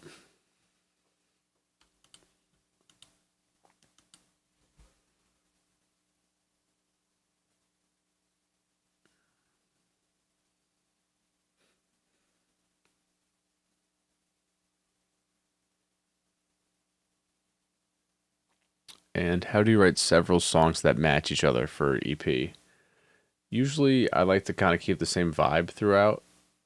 Um, One way of matching the songs is, I guess, using the same key. Like if I'm using, let's say the notes like 8, 10, 7, 5 on the guitar, maybe I'll base those around for each song. That's the thing that I'll do. Um, I think if you're writing an EP, I think using different tempos is a good way for each song to sound different. Um, and I guess kind of keep like themes, like if you're doing blast beats in one song, maybe keep doing them in another, or the opposite, just to change it up. All right, I'm out. Thank you guys for watching. If you have any suggestions, just let me know. I'll try to continue the song in another live stream. Um, Once again, sorry for the beginning where I did not have any screen playing for Pro Tools. I'll be mindful of that next time. But thanks for watching, guys, and peace out.